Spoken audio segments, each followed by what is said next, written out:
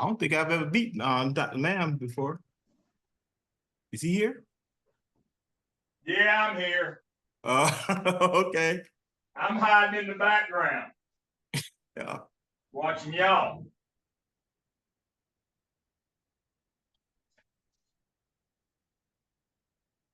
I'm here. Yeah. You know, I can't be missing. This is the highlight of my week. What are you talking about? I wouldn't miss this. Now I don't know if I'd go. Well, I guess I could say I'd rather do this and eat, but it's close. It's close. It is close. No, I've been on campus today. We did the majors and minors fair today. Now, why they had me and Dr. Stone, the two grumbly old men that don't teach undergraduates, why they had us go over there, I have no idea. But we did, and we met some nice young people. So that was the highlight of the day. I'm always intrigued by the undergraduates. You know, they're going to be our teachers here before too much longer. I'm doing teacher ed. I've done some teacher ed interviews. I'm doing a bunch tomorrow. I like meeting these young people. But I will say this, I'm still with you. I will say this though. They're dumb as a cake of soap. I'm amazed that 20-year-old young people don't know any more than they know about how the world works. I'm just, we had a young man this week and he wants to be a social studies teacher in a high school. Well, number one, he's probably not mature enough to do that yet, but he might be in a couple years. But he has no notion of what teaching in a high school would be.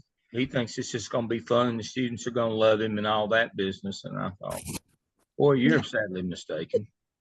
They're not going to just see your inherent goodness. But I guess the part that bothered me the most about him was we have the conceptual framework for the College of Ed, the knowledge, the learner assessment, and they have to be able to talk to that. And, you know, I always ask them something about assessment. Young people think they don't even know that there's accountability in school, that you actually have to get results and that you have to, you know, you assess your learners along the way. They think assessment, you just give them a test at the end of the year. And I'm like, boy, you don't know what this business is. Not that at all. You know, it's not about effort. It's about outcomes. You got to get, you know, kids got to learn.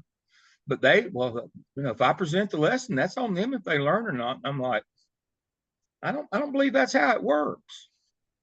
And I'm concerned about that. And I see that constantly with young people is they want to get into it because it's a short day. They get a couple months off and, you know, no week working at home. And this young fellow yesterday said, oh no, he wasn't going to coach in high school. And I said, social studies teacher not going to coach in high school? You must be on dope. There's not enough PE teachers in high school. Social studies is where you hire your coaches. You have to. I mean, you know, anybody can run the film projector or VCR, I guess. So most anybody can teach social studies. I hope I insulted somebody. That means you're paying attention. But I mean, seriously, when I was high school principal in Charlotte, I mean, you think I had enough PE teachers to coach all the sports that you have in the high school? No. You're gonna be chasing kids in a high school if you're a social studies teacher. You better welcome to the real world. They have such, and they think that you know that I just work 40 hours a week. Well, no. I saw something the other day. It might have been Simon Sinek. I've got one of his little graphics. I'm going to share with you when we get together next because I love it. But it's the 10 or 12 different types of personality types and organizations that you need to be aware and wary of. But I saw something the other day and it said the secret to getting ahead for young people in their first job, it was 3 words: work more hours. I don't understand this whole notion of I ought to be able just to work one job and I'll just get to have whatever I want in life. I didn't know that it worked that way, but they're all into work-life balance, and they're attracted to education because they won't have to work a lot of hours and they can travel and do all this other stuff. Where are you going to get the money? I just there is this divide between the theoretical or the ideal and the reality of any kind of a job for a beginner out of college, that, oh, I can just work 40 hours and I'll have plenty of money to live wherever I want, drive a new car and travel all I want to. They have such unrealistic expectations. And all this notion about how hard home ownership is now. Home ownership is 10 times easier now than it was 40 years ago when I built my first house. 10 times easier. I told you, interest rates were 18% on a home mortgage. Nobody would loan you money. I was making $15,000 a year, working 12 months. I had to work 3 jobs, and still was all I could do. I mean, home ownership's not affordable if you're working 40 hours a week at one job, making low wages, but you can always work more. You can always do more things. So I'm concerned that the majority of the young people that I see wanting to come into our profession are not doing it because they value kids or love kids or want to be in the organization. They're looking at work-life balance. I can do this job. I don't have to spend a lot of hours. I don't have to put a lot of effort in it. I'll have a lot of free time. I can do what I want to do. And, they're just looking at it as a job, not as a profession. And I've told you, that's the hardest thing in the first 5 years, to get young teachers to finally decide, I'm going to become a professional. This is my career, and I'm going to buckle down and get good at this. And I'm going to put time in it, and I'm going to understand the concept that this is a school night. I'm not going to be out till the next morning and just come straight into work from the bars or from the party or the concert. It's so hard. That's so hard. But I don't know how you folks are dealing with it now. I'd lose my grip over some of these people. I can tell you that right now. I'd be throwing stuff.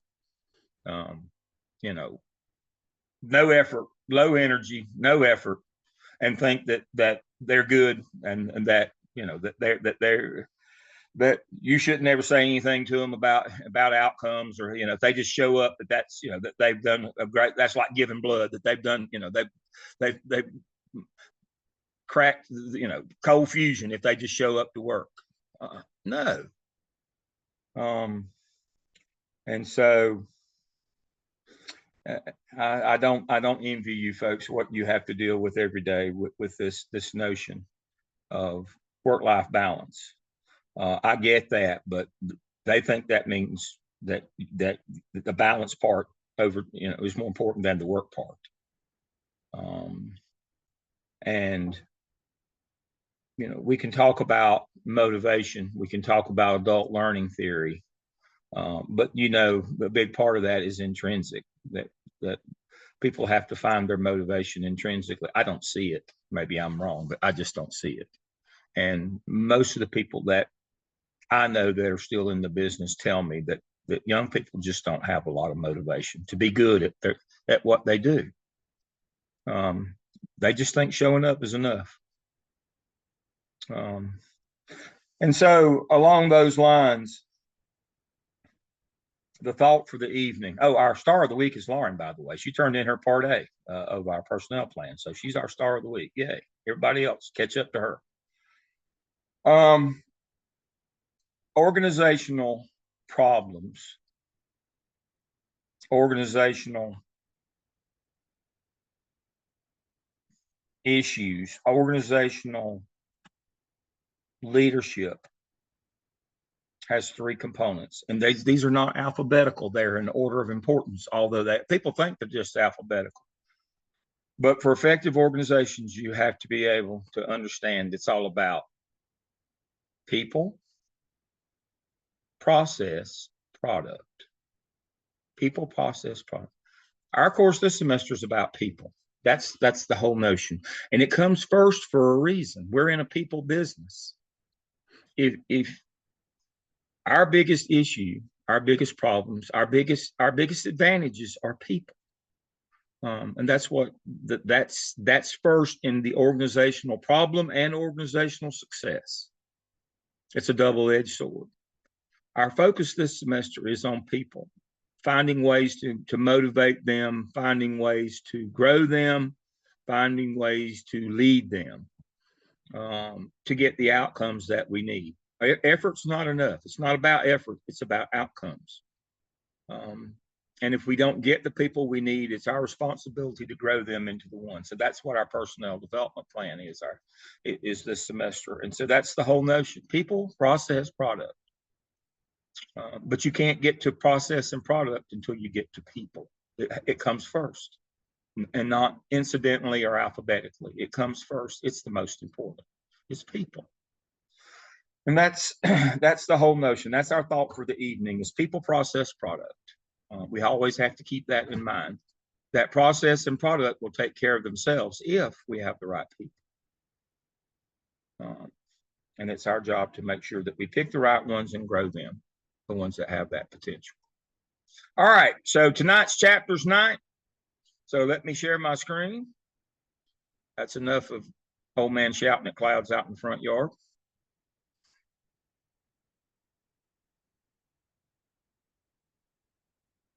So this is Zoom class 2, and so we've got our Glickman book. We've got chapters 1 through 3 from Lauren, 4, 5 from Jimmy, and 6 through 9 from Shaquetta, excuse me.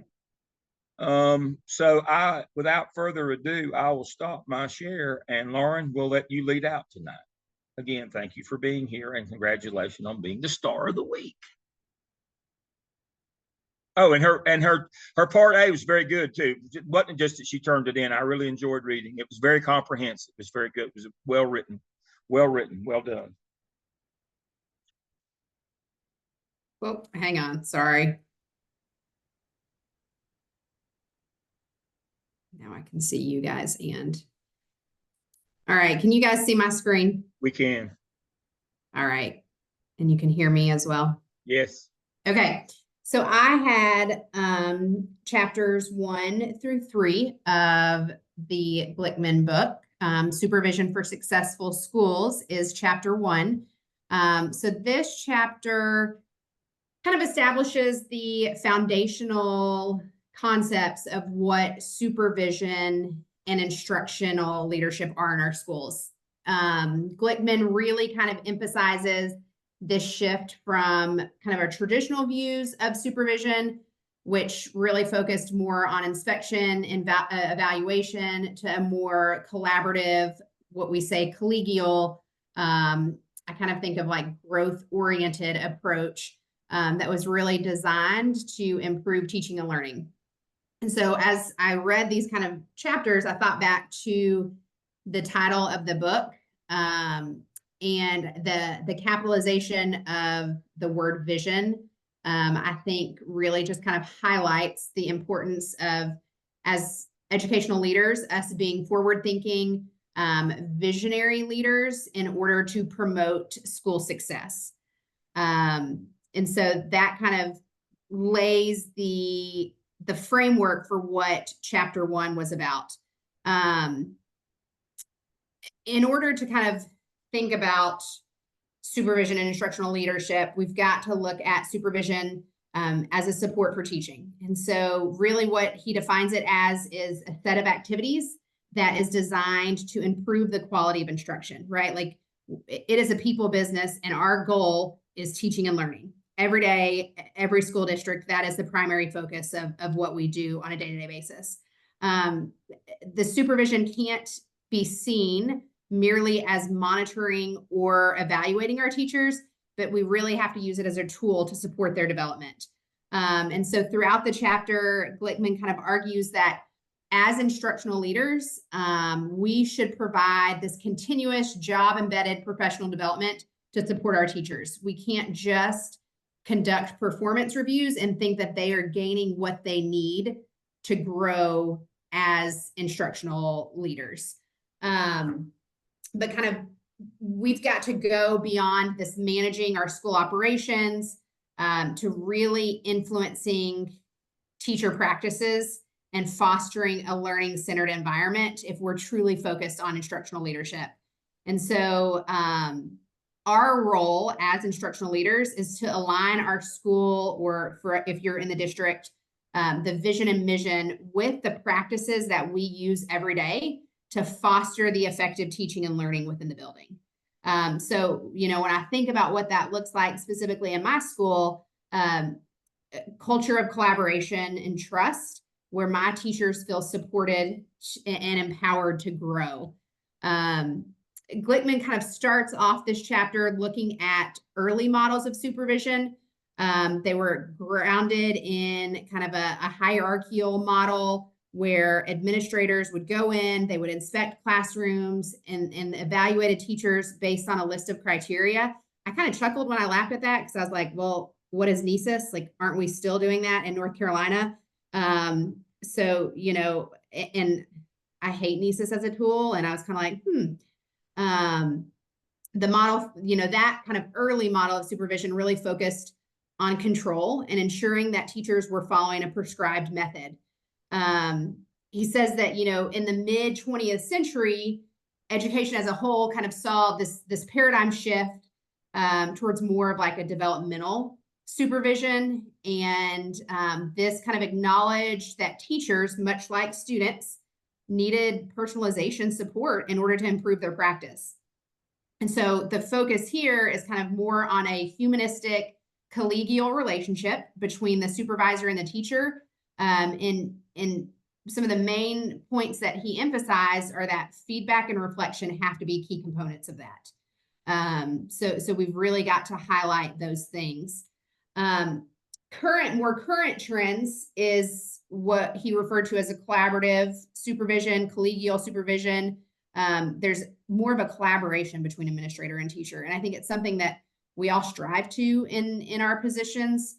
We want to work alongside our teachers. We want to develop solutions to instructional challenges. We want to share responsibility for our student outcomes. The responsibility solely isn't just on our teachers, but it's on administrators as well. And really kind of use more of coaching methods where we provide that reflective feedback. We guide teachers in problem solving rather than dictating what should be done. And I think about in today's educational landscape, supervision is often informed by data, right? Like we hear all the time, data-driven decision-making. The data is only as good as what we do with it. And so I think that, you know, as an instructional leader, we're expected to use our student performance data, our teacher evaluation data, kind of other metrics to inform our supervisory practices. And the data can also be used to identify areas of teacher development and target kind of specific instructional practices that teachers need for improvement. So we kind of get into that kind of personalized, differentiated professional development, and we'll talk about that in a little bit. And so one of the things that as instructional leaders we've got to do is we've got to recognize that our teachers are at different stages in their professional careers, and they're going to require differentiated supervision.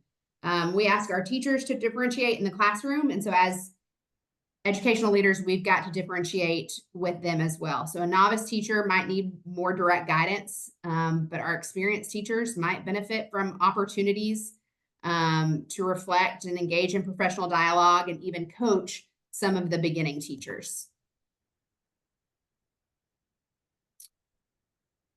So the other piece of this chapter that was really important is kind of the framework for successful schools. And Glickman highlights that really successful schools are characterized by kind of this shared vision of excellence as it relates to teaching and learning. And it's got to be a collaborative vision. It can't be my vision as the principal. It's got to include input from all stakeholders, teachers, administrators, students, even community members. Like we've all got to share in this vision. The school leader plays a critical role in articulating that vision, ensuring that it's aligned with the school instructional practices, but there's got to be a lot more ownership around that, if we're going to be a successful school. And so we've also got to be collaborative, right? And I talked about that a minute ago. Teachers will work together to kind of solve instructional problems, to share best practices. We talk about PLCs all the time. You know, allowing teachers to participate in peer observations and feedback sessions. I think one of the things we hear frequently in schools is my kids, but there's got to be kind of this notion that they're our kids, that we all take responsibility for all of the kids in the building, and there's that kind of collaboration within the school. In order to be a successful school, there's got to be a focus on student learning. So we have to prioritize student learning as the primary goal. All of our actions and decisions have to be centered around improving instructional practices and increasing student achievement. And so Blickman really talks about kind of the importance of aligning our curriculum, our assessments, and our instruction to ensure that students are meeting our expectations and academic standards. And then finally, you know, we can talk about kind of the professional development that successful schools provide to our teachers. It's a continuous professional development. It's differentiated, it's personalized, but really what it should do is it should create kind of this lifelong learning for our teachers. We should offer workshops, we should coach, mentor, any form of professional growth that our teachers feel like they need. And it should be research-based and focused on improving classroom practices. And so what is our role as an instructional leader of that? You know, we should support our teachers' professional growth. We really have to act as facilitators. And that's something that kept coming back to me as I read this chapter. You know, we are more facilitators than we are evaluators. And so we can offer that constructive feedback. We can provide resources, create opportunities for teachers to reflect on their practices, so that we are kind of fostering that environment where our teachers feel safe to take risks. They can experience with new teaching strategies, but they're also not scared to seek out help when they need it. I think a lot of schools and districts, especially post-pandemic, it's almost like we operate in a fear, where teachers are scared to ask for help. They're scared to mess up. You know, we've emphasized so much learning loss and what we're having to do to recover that it's almost created kind of this like culture of fear. And so we've got to kind of shift out of that. And then I also think, you know, as an instructional leader, we've got to address challenges, whether it be curriculum alignment challenges, issues with school climate, teacher morale. We can't pretend that challenges don't exist in our building or within our district. And we really do have to face them head on. One of the things that Glickman stresses in this chapter is just kind of the importance of an instructional leader to be visible, to be accessible to both students and teachers, being present in classrooms, engaging in meaningful dialogue with staff. We have to build trust and address challenges collaboratively. And if we do that, we will kind of create a sustainable improvement within the school. And so we've got to be proactive, forward thinking, and committed to that improvement. I think one of the things that I struggle with is kind of balancing the demands of being this forward thinking, visionary leader, but also kind of working with the demands of our state accountability system, and knowing that, you know, sorry, it's my dog, my pay and my evaluation is specifically tied to state accountability. At least that's how my district does it, right? And so it makes it hard for instructional leaders to kind of operate in this, creating this sustainable improvement and change. Well, what I would say is on that, and I've got some other notes quickly here. EVOS isolates what teachers get best results with what kids. Did I go over EVOS with y'all when we were together last? I don't think I did. I will next time. But that doesn't mean that we put our teachers where they get the best scores according to EVOS, because our evaluations as principals and our bonuses are based on student growth. That doesn't mean that we don't grow our teachers where they can teach all kids. That's the notion. So you have to schedule your school, you know, somewhere in most principals' buildings, whether they'll admit it or not, there's a whiteboard that's gridded off and there's little stickies with who teaches what. EVOS tells us who ought to be teaching what right now in terms of who's getting the best scores, but that doesn't mean that we always have to be that way. We have to grow our folks where they can all get the best scores. That's the challenge. And so I have people all the time who say to me, well, Dale, you're talking about master scheduling. You're talking about, you know, just going with who gets the best scores. But what about everybody else? I mean, maybe they want to do, well, if they want to teach that kind of kid, then we got to grow them into doing that. That's has a lot about their desire. You know, and it can't be about time. It has to be about talent. Can't be how, you know, that the oldest or the one that's been there the longest gets their pick. No, it has to be data driven, who gets the best results with different groups of kids. I've got a slide on that I'll show you when we're together next, but I digress. I've got some other notes, but I'll wait till you get finished with chapter 1 before I go through these. So please continue. Pardon my interruption. Okay. So the reflective practice that Glickman that he used in chapter 1, I thought it was great. And he kind of walked through a scenario and said that, you know, we have just accepted a principal position. Your primary responsibility is instructional supervision. When you interviewed with the superintendent, you made it clear that you were going to take a collegial approach to supervision. And you specifically said that you were going to foster teachers to become instructional leaders. When you interviewed, the superintendent was all for it. And then the state test results came out and you get a phone call back and the superintendent says, oh, sorry, guys. The superintendent says that this year you are going to have to, based on the testing results, you're not going to be able to take that collegial approach, that you're going to have to focus on improving test performance. You're going to have to really monitor your teacher's instructions, and you're going to have to make sure that it is focused specifically on those state standards. And so my question for you is, if you are in that situation, how do you address the superintendent's concerns? And how will you work with the teachers over that next year to improve teaching and learning at your school? And I'm going to mute myself and let you guys answer those 2 questions aloud.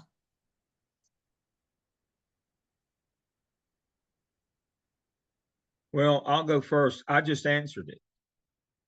That I'm going to make sure that I put the most effective teachers in the rooms and not let them pick and not let them go by age or seniority or what they've been teaching or any of those kinds of things. I'm going to arrange my schedule for test scores. Now, that doesn't mean that you're going to have to teach that forever, but you're going to have to teach it right now because we got to get scores. I mean, that's the whole idea of using your master schedule to pick who teaches what based on performance and not on seniority or time or desire or any of those things. That's the whole notion. I would do that whether I was doing there's never a time when outcomes don't matter. That's the thing. That's the gimmick in this question. There's never a time when outcomes don't matter. Why do they hire us? To make a good number go up or a bad number go down, period. It's not about effort. It's about outcomes always. If it didn't matter, we wouldn't have the state report card with that big, that big scoreboard. And that's how we're evaluated. There's never going to be a time when you can just be their friend or their colleague. That's never going to happen. Performance is always the bottom line. Always. That's what I was talking about. I'm so concerned about all these young people that want to get into teaching that don't understand that this is a business and that you're responsible for outcomes. It can't just be, well, I did my lesson. If they didn't get it, that's on them. That's not how it works. That is not how it works. And they think differentiation is the dollar menu at McDonald's. They can just pick and choose. No, differentiation is based on assessment. You did it this way. They didn't get it. Now we got to differentiate and do it another way. But that's based on whether they got it or not whether you like teaching this way or teaching that way, or you're just changing it up. You differentiate when they're not getting it, and you have to assess to do that. But every day, it's about outcomes every day. It's always about a culture of teaching and learning every day. Our job is to make a good number go up or a bad number go down. There's never a time when that's not relevant. I want to share something else. Can you stop your share? I want to share my screen. One quick thing. Oh, let me share my screen. And I have to do it this way, unfortunately. I want you to see this. Now, this was a major, major thing at one time.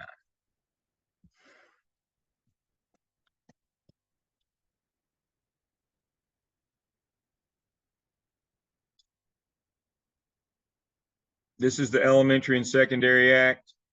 This is principal role. This is duties and powers of the principal. Right here. I know this doesn't look like much, but this was a big deal. To improve instruction and community spirit. Principal shall give suggestions to teachers for the improvement of instruction. It's not just evaluate anymore. Now, that it was always in there that you had to evaluate teachers, but to evaluate licensed employees and develop mandatory improvement plans. It was always, as Lauren said, that's how we first started. But this is where we are now. I know it doesn't look much. To improve instruction.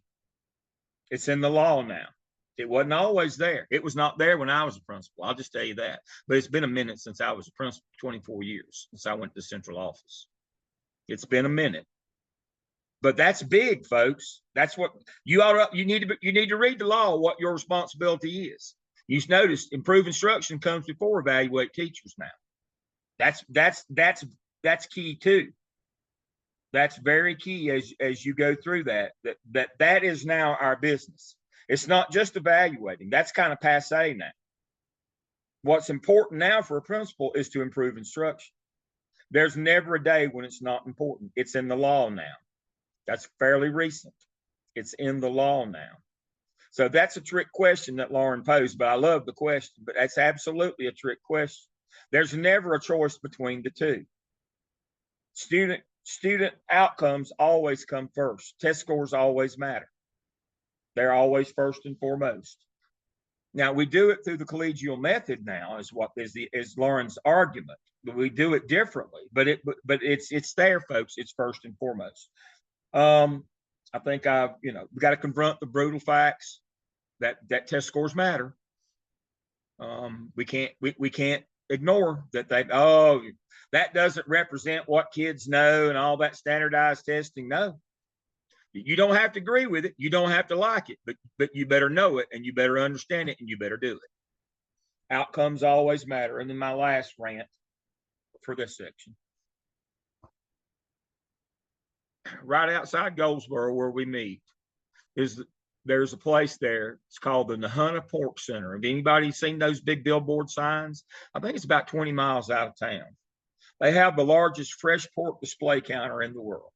And that's what they do. They process pigs there. You say, yeah, you get caught up on that. But a lot of people in that area, have production houses where they grow pigs, for that center, that pork center there. And the thing that you always need to understand about that is, if you want to fatten a pig up, you feed him, you don't weigh him. That's the notion here. If you want teachers to get better and to grow, you have to feed them.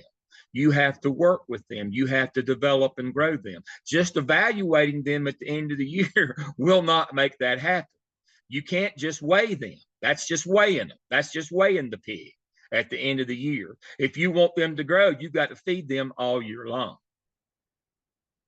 And that's what Lauren's talking about with those collaborative efforts and that professional development that's targeted, that's specific. That's how you grow, that's the feeding of your teachers.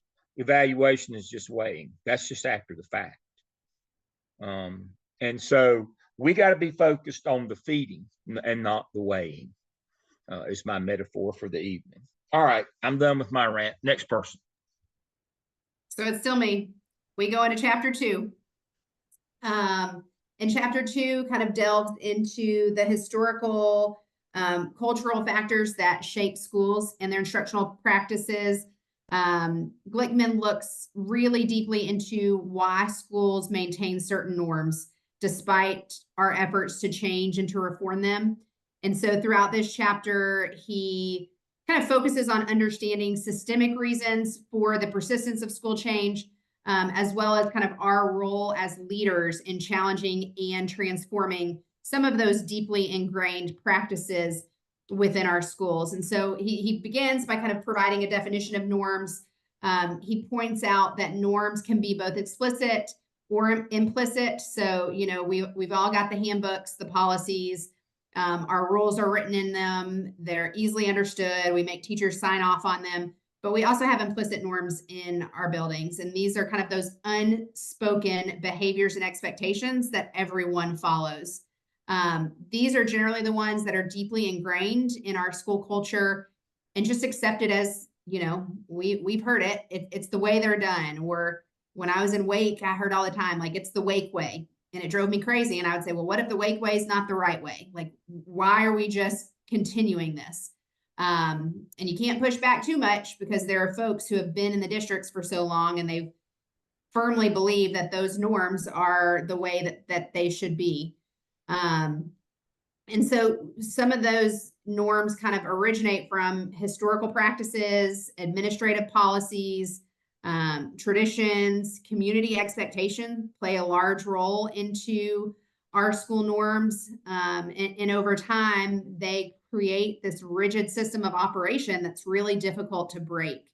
You know, there are also external factors in addition to kind of those internal influences.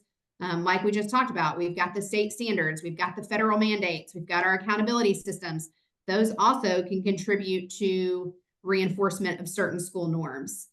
And so throughout the book, Glickman kind of emphasizes that, you know, our schools reflect also larger cultural and societal norms that exist within our communities. For those who are in like a low income area, some of yours norms might be addressed around meeting students' basic needs, managing discipline. Our more affluent schools might focus more on academic enrichment, and their norms might be more focused on that. So sociocultural context really plays a critical role in establishing our school norms, but also creating a resistance to change, even when we know that norms are not what's best for students. We kind of look at what the historical, kind of the evolution of school structures, and historically our schools were more of a factory model. This model emerged during the Industrial Revolution. It kind of continues to influence modern schools in terms of strict scheduling, standardization, emphasis on efficiency. During this factory model of schooling, the origins of teacher supervision were largely rooted in kind of an industrial approach. Administrators were overseers. They just made sure that teachers followed kind of a prescribed method of instruction. There wasn't a lot of ability for teachers to take risks, to be free thinkers. It was very much top down. The administrators set the rules. The teachers were expected to comply and to follow them. So what that did is it really prioritized order and control over innovation and creativity.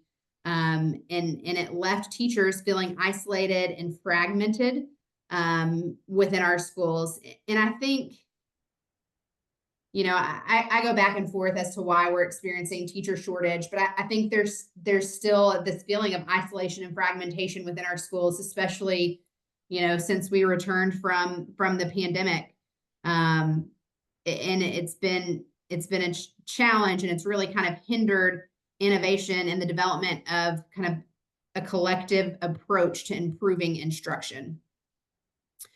In the book, Glickman, or in this chapter, Glickman talks about why schools often resist change to these norms. And it's really just for a fear of the unknown. Schools are comfort with what they feel comfort with what they are familiar with.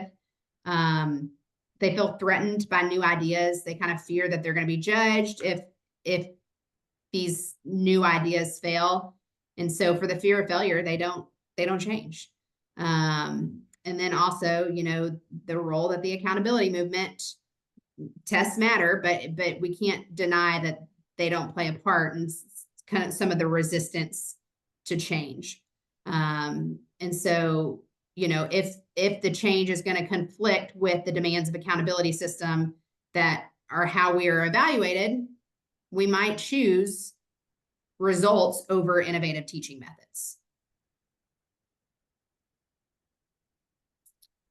And then finally, in this chapter, kind of the leader's role, you know, we all play a crucial role in either perpetuating or challenging the norm, the status quo. And so we either are comfortable with the status quo, and if we are, we could inadvertently reinforce those harmful norms instead of being visionary, collaborative leaders who inspire that change.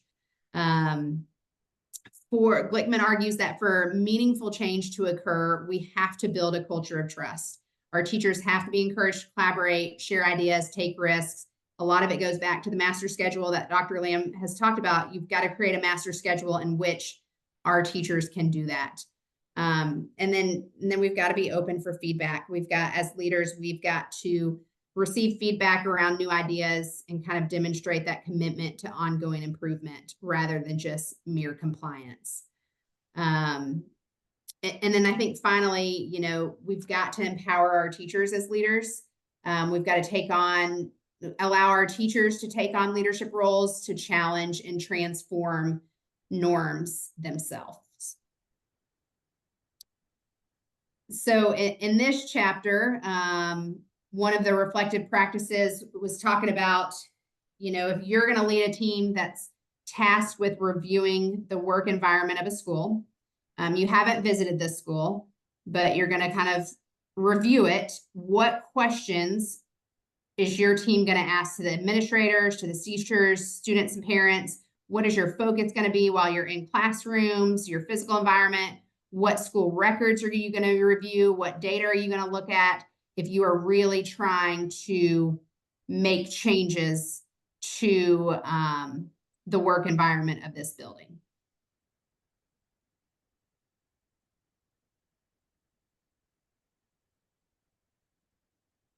You're living in teams.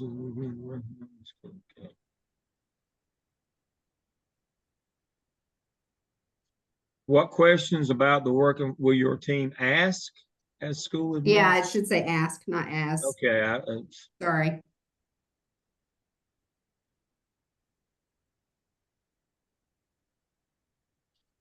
All right. Anybody want to do this one? Oh, when I was trained to be a principal, I think I was an AP at the time.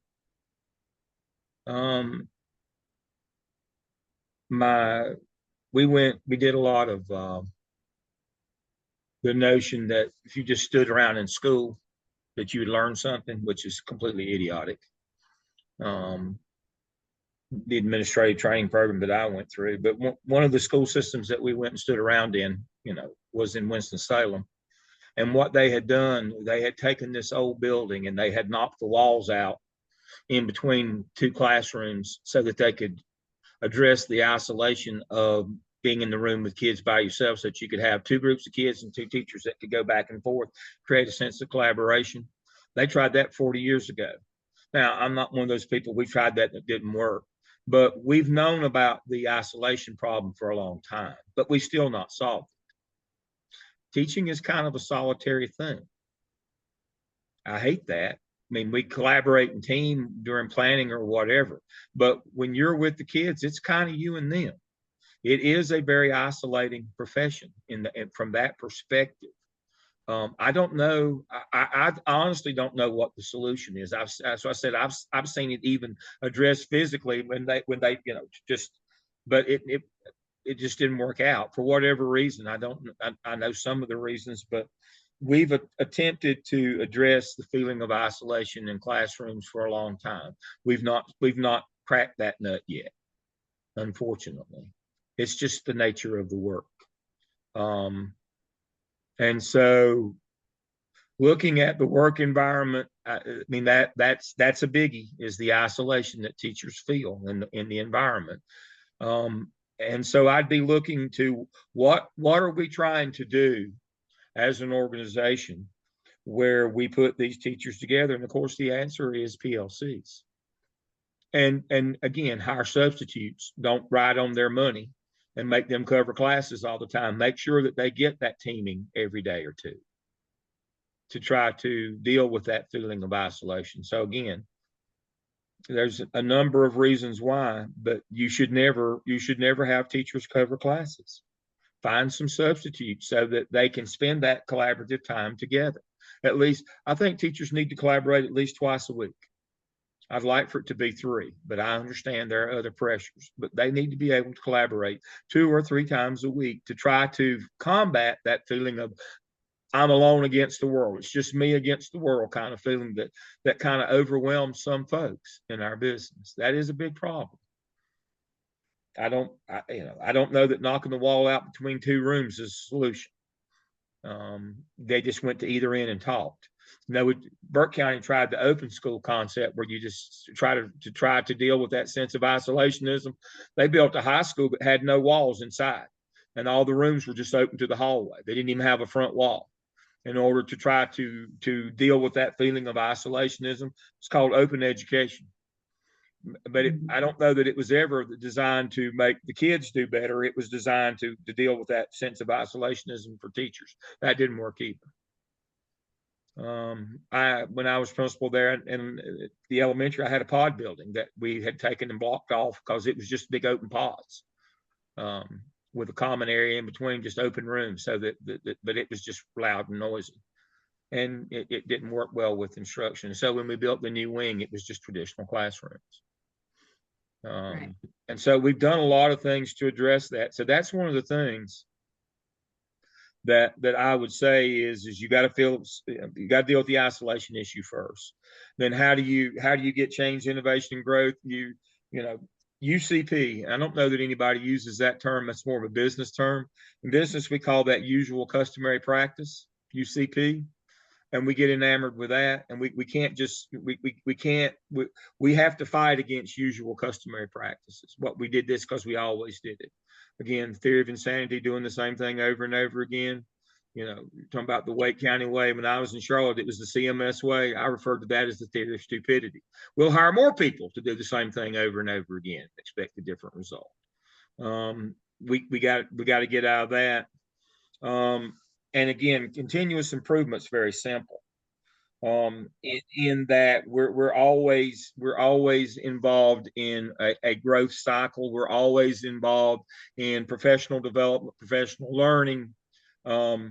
That we develop a culture of teaching and learning. That's the whole notion behind developing the culture of teaching and learning, is that we focus on it every day. And if we do that, we understand that we continually have to get better and adapt and grow. But now if we run the building for the convenience of the adults, then we don't do continuous improvement. If we understand that we're here for kids, that we run the building for kids, we're champion for them, and that we're developing a culture of teaching and learning, it's a continual process. We're never done. We're never there.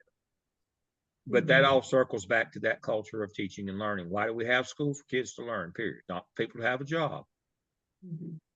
And we have to, as administrators, be champions for kids, make decisions that are best for them, and continue to, professionally develop our teachers to grow them into the ones that we need them to be. That's your professional growth plan.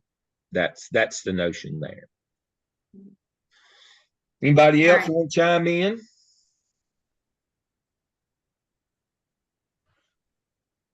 All right, I'll keep going. I know we've got 2 more presentations. So this chapter is not real long, but in chapter 3, Glickman kind of focuses on what he calls the dynamic school. And it is just how we can move beyond these traditional static practices and become school environments that embrace change and innovation and growth. And so he starts out by just kind of laying out the definition of the dynamic school, kind of what a dynamic school versus a static school is, And he really just said that dynamic schools are learner-centered. We're focused on student outcomes. We promote teacher development, and we also foster community involvement, right? It's kind of a whole wraparound approach to schooling. Whereas static schools were adhering to traditional routines and practices, resistant to that innovation and change that we've talked about from chapters 1 and 2. Static schools are more focused on compliance and established norms over improvement and creativity. In order to have a dynamic school, there are a few key characteristics, and one is shared leadership amongst administrators, teachers, staff, and really even students. The other is a collaborative culture. We've got to foster PLCs, team teaching, peer observations to create that collaboration. Focus on continuous improvement. We're constantly assessing our practices. We are using data to make informed decisions about teaching and learning. If we are focused on this kind of continuous improvement, then schools are going to be flexible and willing to adapt to new research. They have to be. They have to adapt to new technology. They have to adapt to societal change because we've got to kind of embrace that growth mindset. And I know that that word is often thrown out in education, but we really have to see failure as an opportunity for learning and improvement rather than a setback. Another key characteristic is just student-centered engagement or student-centered instruction. We've got to create schools that foster student engagement, critical thinking, creativity over the rote memorization and kind of this teaching to the test mentality. And then finally, the last one is community involvement. And we just have to recognize the importance of our community in school life. We cannot exist in isolation, but we've got to be responsive to the needs and to the values of the community that we serve. So as leaders, Glickman really highlights the importance of transformational leadership in these kind of schools. He said that it's really our role to inspire and motivate our staff to work towards a shared vision of school improvement. We're not just managers, but we really become change agents. We encourage that innovation. We foster a culture of trust and collaboration. We're also facilitators. And like I said, it's just that culture of that trust is very important. One of the ways that Glickman said we can get there is just through transparency, being supportive, and being approachable to our staff. And then finally, some of instructional practices in a dynamic schools. Glickman says that we would see innovative teaching methods. We really support our teachers in trying new strategies, differentiation and personalization. We meet the needs of our students. Glickman explains that we kind of recognize that our students all come from diverse backgrounds and they have different learning styles. And so we have to tailor our instruction accordingly. And then, all 3 chapters, kind of one of the themes that's woven throughout them is collaboration amongst teachers, but also amongst students. I think we can't act as if there's not barriers to creating dynamic schools. One of the biggest barriers that we have is this resistance to change. Many schools are still kind of stuck in traditional practices because teachers and administrators fear the uncertainty that comes along with change. Another barrier is just limited resources. I think now more than ever, especially in public education, there's a lot of limited resources. We've got legislation that's trying to destroy public education in our state. And that creates kind of a barrier to change that we have to face with the challenges of, we need additional time, we need additional funding, we need additional professional development, but our budgets are tight, our staff are overburdened, and we just don't have it. And then lastly is kind of balancing that innovation and accountability. And what that looks like and how that can be achieved by aligning innovative practices, but also with the goals of our accountability system. And so we've got to use kind of the data to improve our student outcomes, while still allowing for flexibility in our teaching methods. So finding that balance between those two things. And so for this reflective practice, I took my school, because I was like, I'm going to benefit from this. Data shows in my school that there's a need to increase literacy rates amongst our students, particularly as it comes to reading comprehension and critical thinking skills. So 55% of the students at my school are reading below grade level, which impacts their ability to succeed in subjects across the curriculum. We have really high EVOS growth. On the EVOS scale this year, we were at 10.38 for our growth, but we're still below grade level. And so thinking about partnerships that we could benefit from to assist the school to meet this need, what might be some partners that school trying to improve their literacy rates could partner with, what could be the goal of the partnerships, contributions, how might a school find partners to reach this school need?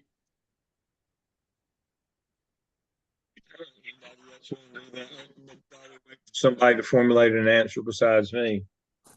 Well, I can. So currently at my school, we're utilizing the early college students as partners, and they will come over and tutor our students twice a week. So with that, the goal of the partnership is to, of course, increase our math and reading scores, but also motivate the early college students as well. And they can also get some hours in for volunteering. So it's a partnership that helps everybody.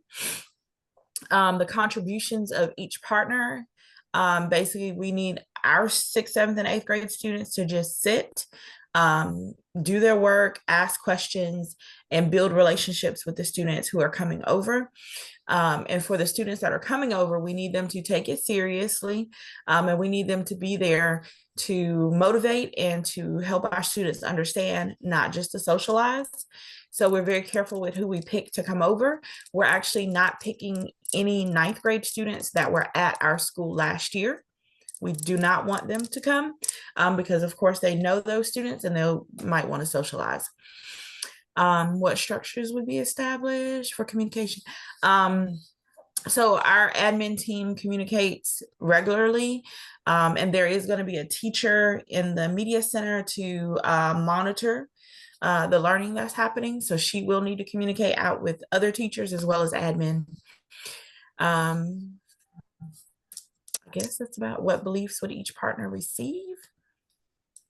I'm not sure I understand that question. What beliefs? Maybe I'm missing something, but that's what I think Glickman was just talking about the kind of the mentality, that the beliefs that I don't really know that I understand it either, but my interpretation of it is, what beliefs are they coming in with and what are they walking away from as a result of the partnership, right? Like I would think one of the beliefs is that the middle school students probably believe that these high school students have skills that they are striving to achieve, that they want to be like almost. And I would think the high school students believe that they are going to grow and gain insight from tutoring and helping these middle schools. I actually wrote that down because we have an early college, and creating some sort of tutoring or program or partnership might be really beneficial. Absolutely. And our situation is great because they can walk to our campus and we can walk to theirs. They're literally like just over the park from us. Yeah. So we don't even need buses. We don't have to spend money. They just walk. And I guess we have a lot of students who do aspire to go to the early college.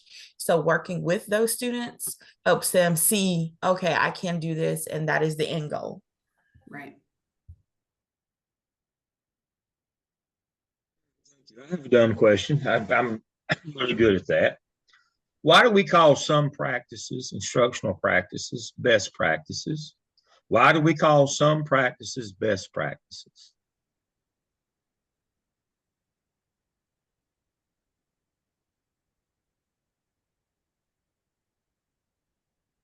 I would think because research has been done and shows that those practices actually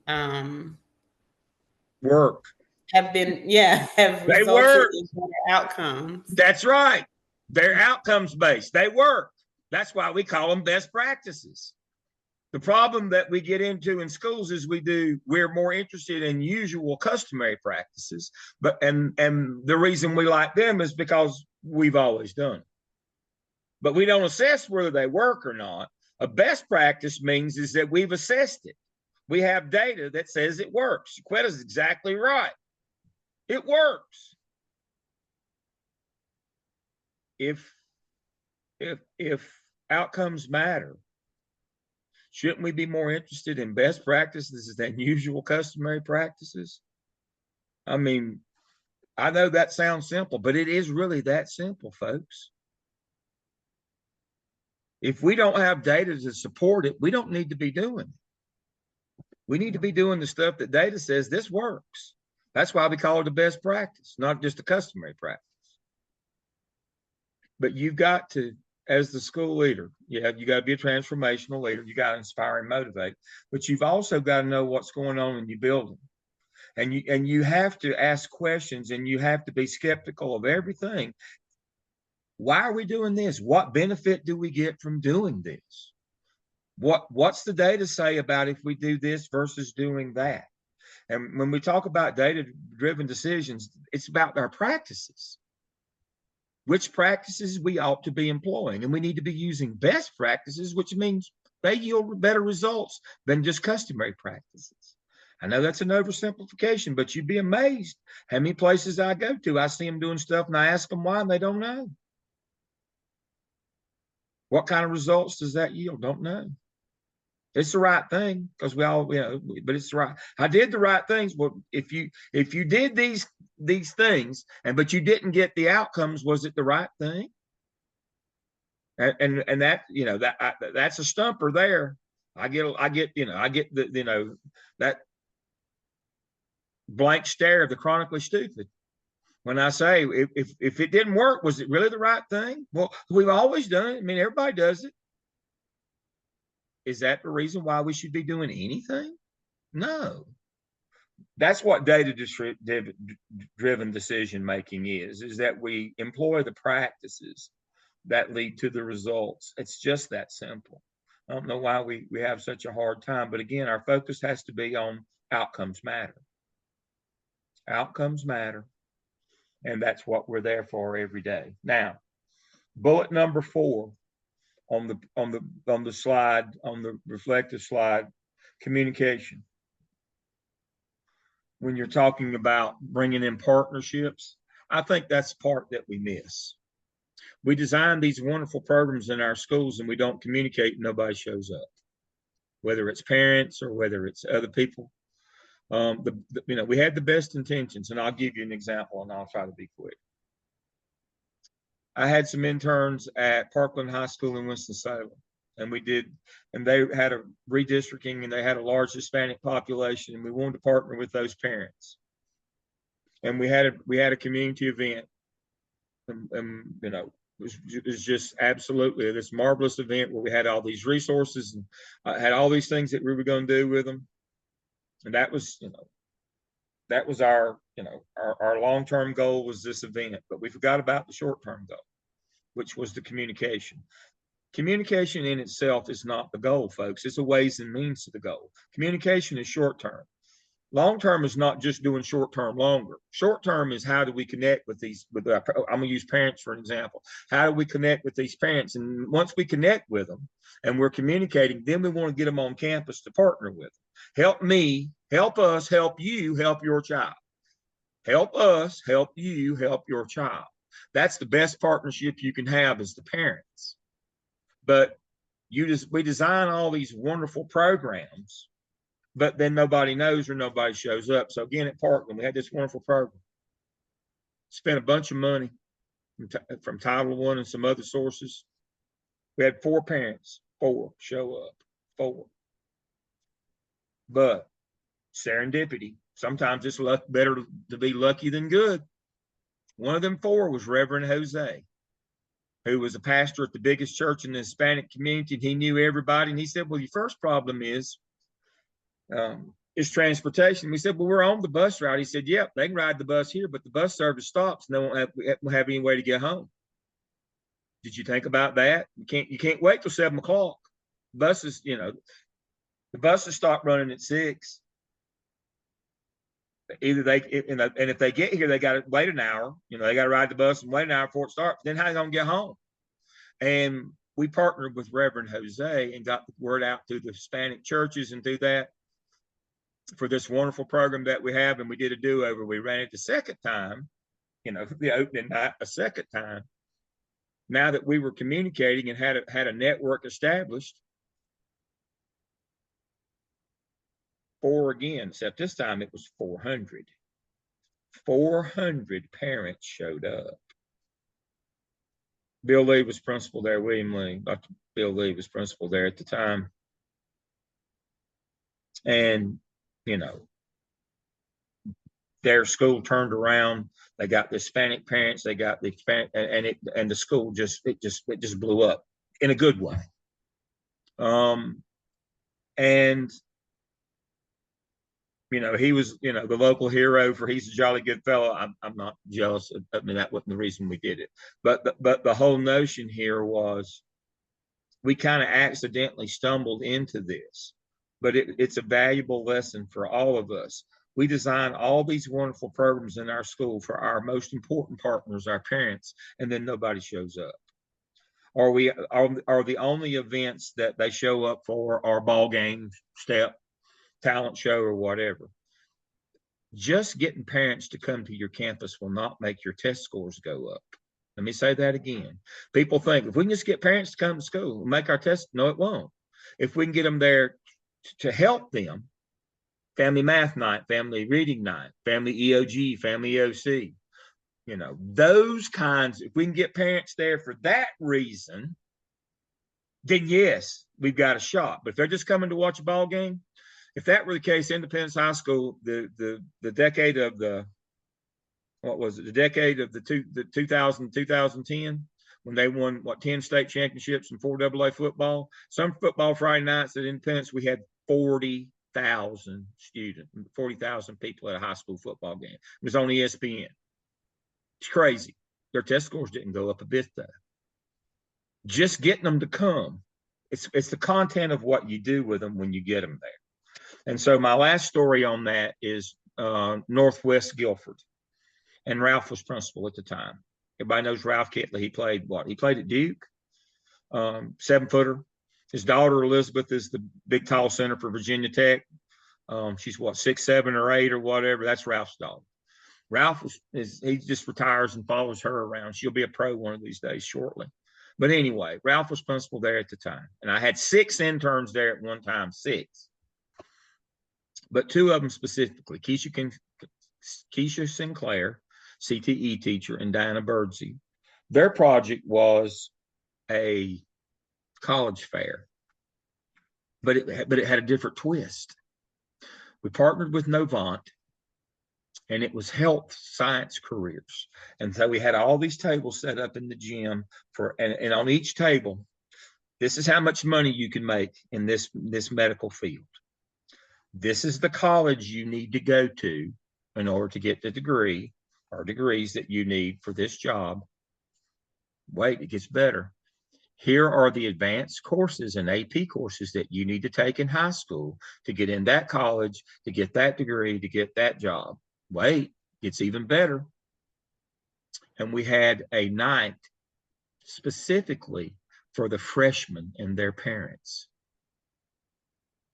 Within 2 years, you can look it up, Northwest Guilford had the highest rate of students taking advanced and AP courses of any high school in the state of North Carolina within 2 years. We brought those 9th graders. Back then, 9th graders didn't take, you started taking advanced in 10th and AP in 11th and 12th. We brought the ninth graders in. And right there on the table, it said, you can make $200,000 being a radiologist. You need this degree, but here's the courses you need in high school, the advanced and the AP. You think that made a difference in their school? Good Lord.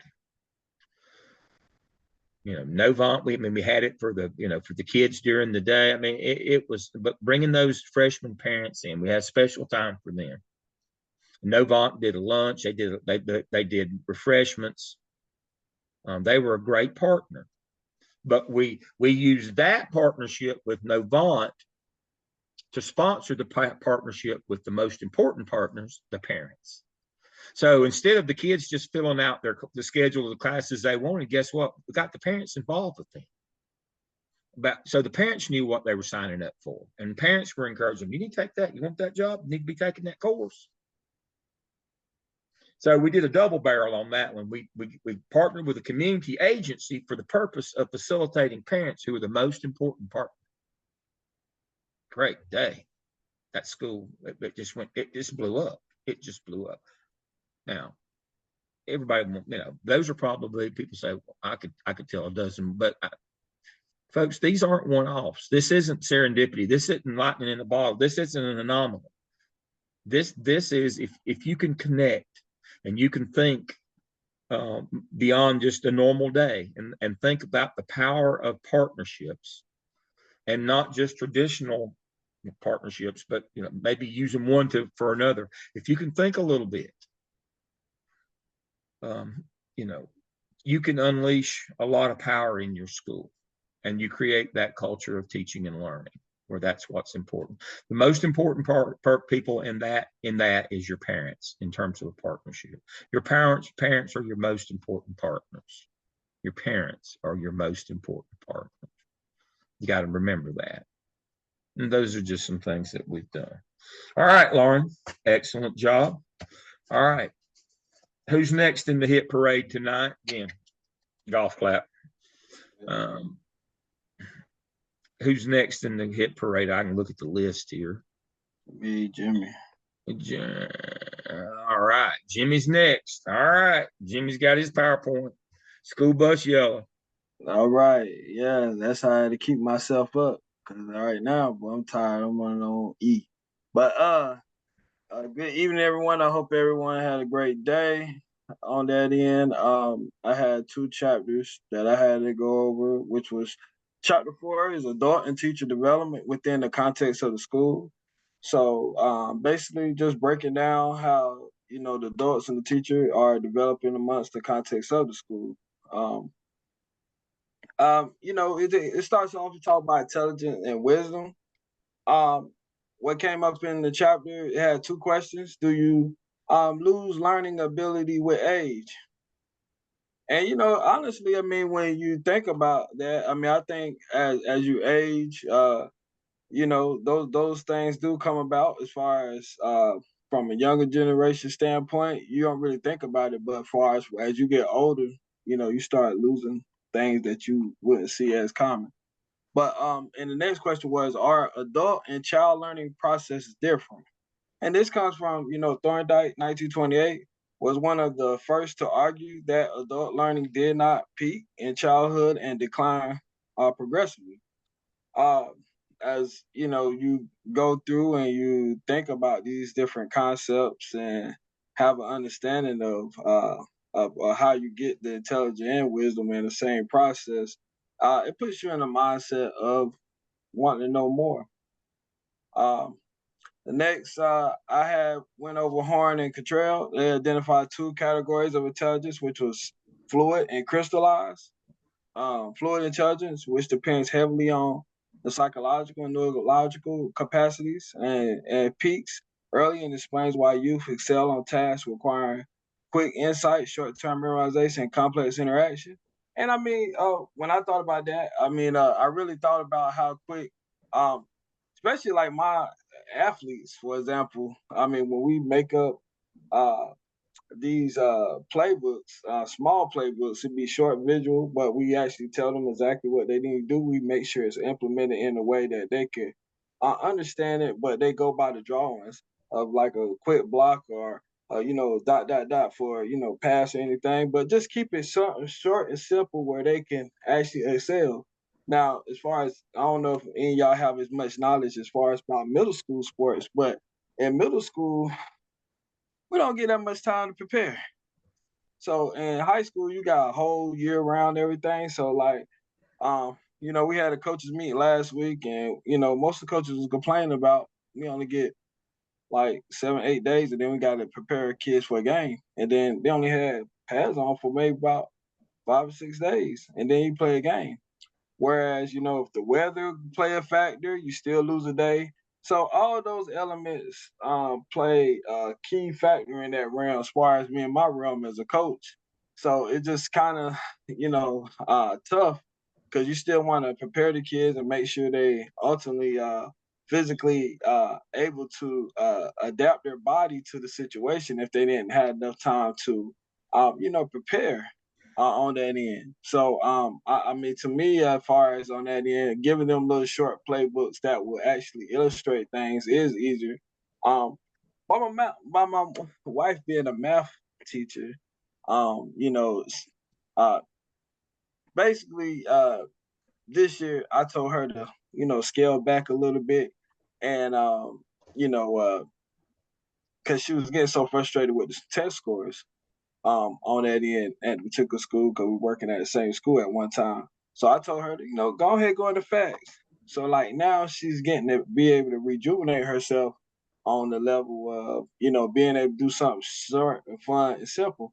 Well, I'm getting back to the point of where she actually now is able to do cooking classes and do something that was short and simple. I know we talked about her doing a smoothie in one of her classes where it's going to be very short and it's going to be very quick, but it's going to be something that they're going to really memorize to put the recipe together on that end. So that's how I connected those dots together on that end for that concept. The next intelligence was the crystallized intelligence. It's assessed by the untimed measures or calling of poor judgment, knowledge, and experience. It's more heavily influenced by the education and experience. I mean, I think a lot of times, as far as us as educators, we always going to, piggyback and really try to, when we're in these classes, we want to go to the research of that nature, but you always going to go someone that has the knowledge on that end. So me personally, since I'm not in any administrative role yet, I will always piggyback off someone that I already know has more knowledge on that end.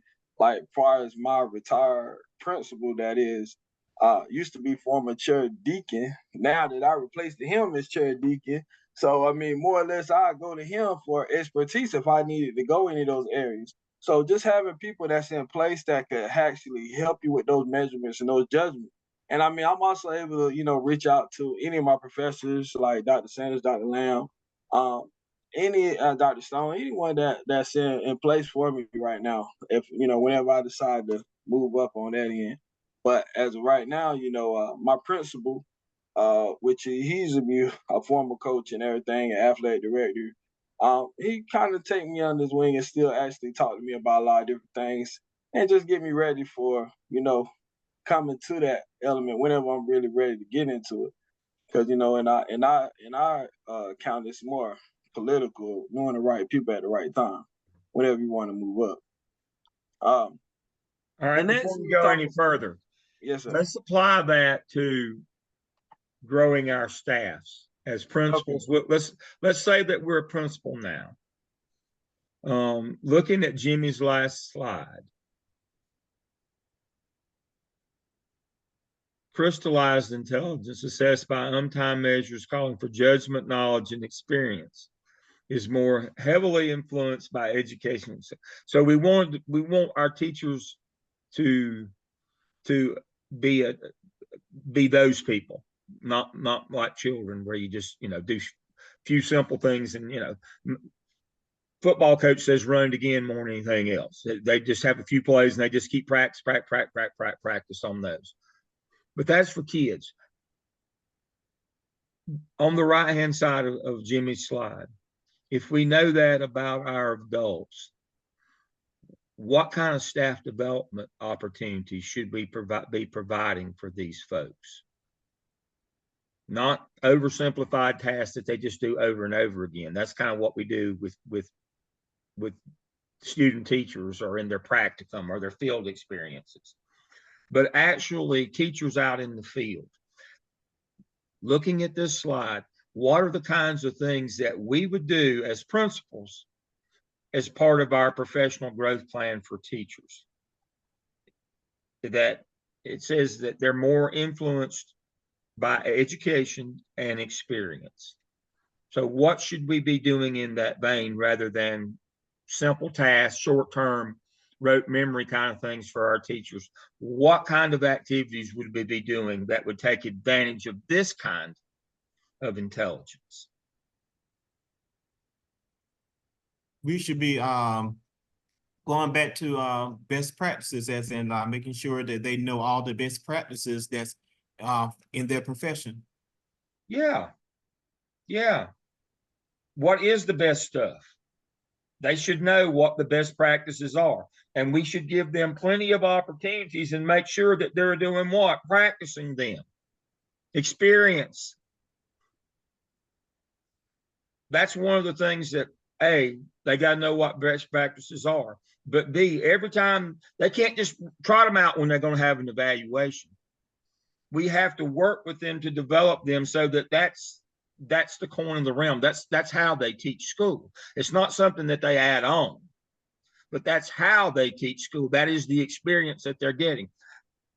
I'm probably not being very articulate. That's the problem that I see. I'll see teachers just teach a lesson that's just, but they'll throw one of the best practices in just to say, I was doing best, but you didn't develop it. You just threw it in. That wasn't how you taught the class.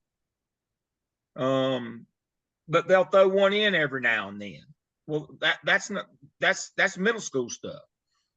Adults need to be able to do that all day. That is the way they do things, not just a thing that they do. Let me say it again. It's the way that they do. Best practice is the way you do stuff, not just a thing that you do. A one-off. And that's the nature of what your professional growth plan has to be about. It can't just be a series of isolated events. It has to be, we want you to teach this way all day, every day. That this has to become ingrained in how you teach school. This continuous movement, this continuous improvement. You're always assessing, you're differentiating. You don't just do that every now and then. You do it every day. You don't just do guided practice every now and then. You don't do similarities and difference you do it all the time. Questioning and cluing, you do it all the time. It's not just, you don't just throw it in as a thing to do every now and then. It's how you do what you do. It's the content of your teaching style. It's probably not very clear or very articulate, but what I see, unfortunately, best practices is teachers will learn one and they'll throw it in once a week and then teach the same way they always did. And they'll claim, well, I was doing best. How often did you do that? Well, I did it once this week for about 15 minutes. It's not crystallized. It's at the rote and recall level. It never gets to the higher order of the thinking skills on Bloom's taxonomy. Basically, it's just rote and recall with their kids. And it's just rote and recall with them. There's no real synthesis evaluation, those kinds of things. If you use best practices, there's 9 of them. You should be using them only. That's all you should be doing, not just one of them every now and then. And so our professional development has to be around developing adult behaviors in terms of crystallized intelligence rather than fluid that's just short-term memorize stuff. Give them a playbook and memorize 4 or 5 plays. I mean, and that's what teachers are doing now. They're just memorizing, 1 or 2 best practices and throwing them in every now and then. That is not continuous improvement. That's not using best practices. That's not what's happening. What we want is on the right. What we're getting is on the left.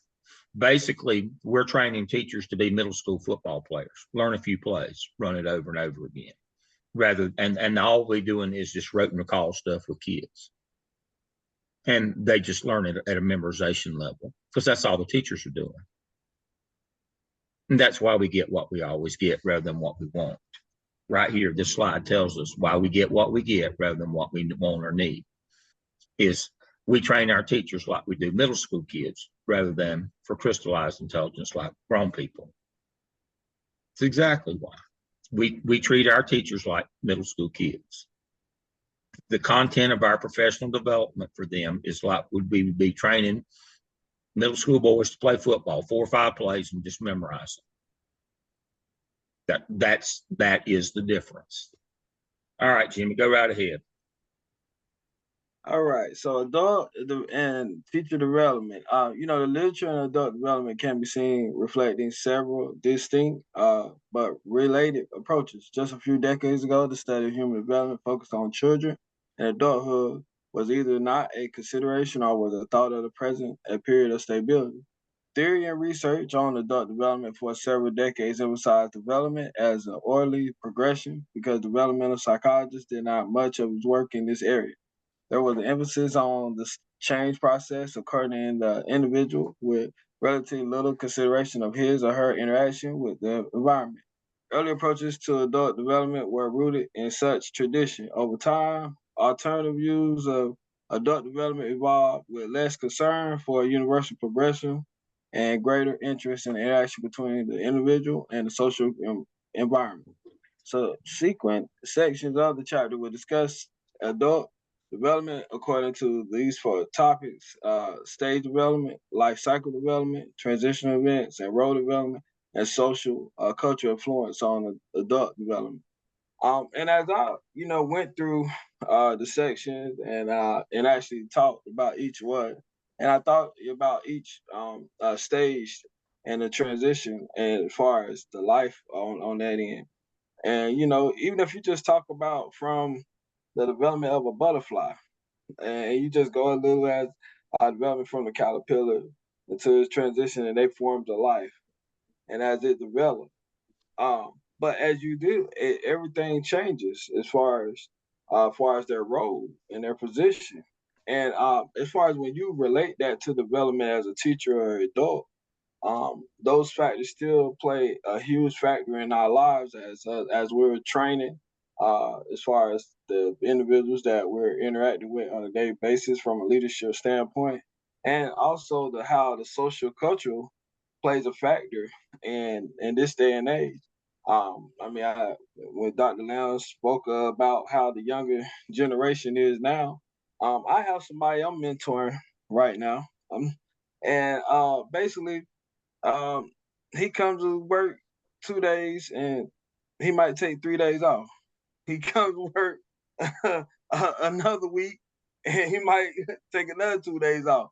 So I don't know if he coming or going, and his priorities are not really focused on education at this time. So far as the development and trying to mentor him and give him the quality, the knowledge for it is just not there. And as me and my other, supporting cast, that we try to support him along the way, we try to figure out how can we, get this generation type worker to, follow in and give them the proper knowledge to be successful and develop to be a great teacher. But they're not bought in. We have to have the buy-in.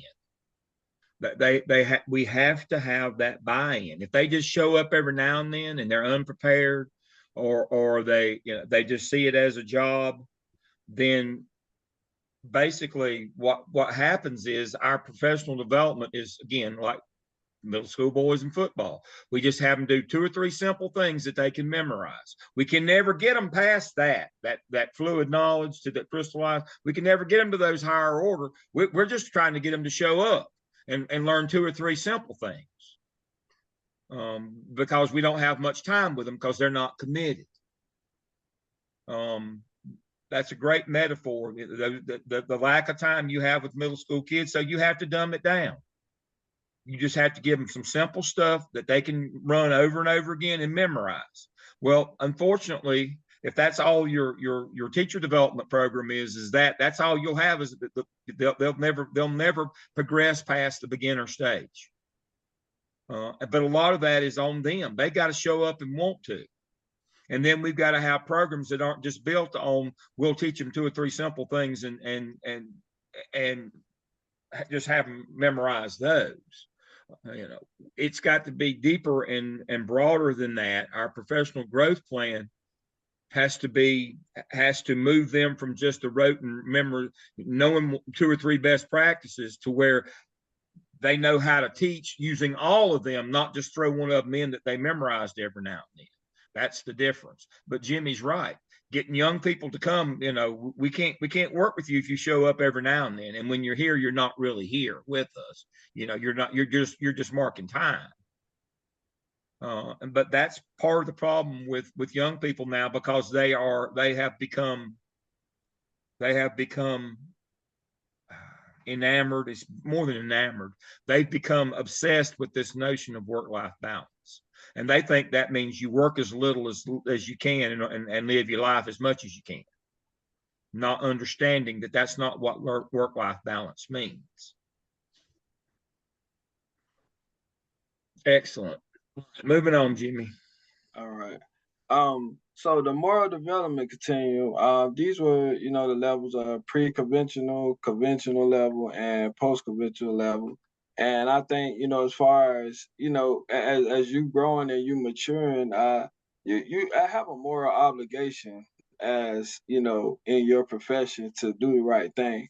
So even though, you know, being that I, you know, previously knew, try to prepare this young man as far as get prepared for this job of that nature, I asked the previous mentor, like what things did they do? And basically they said, like, they had to do all his work as far as the all his preparation to make sure everything was good for him to be a good teacher. Then he still had another, because Cumberland County, they always have first year teachers. They always make sure they have somebody from the county as well.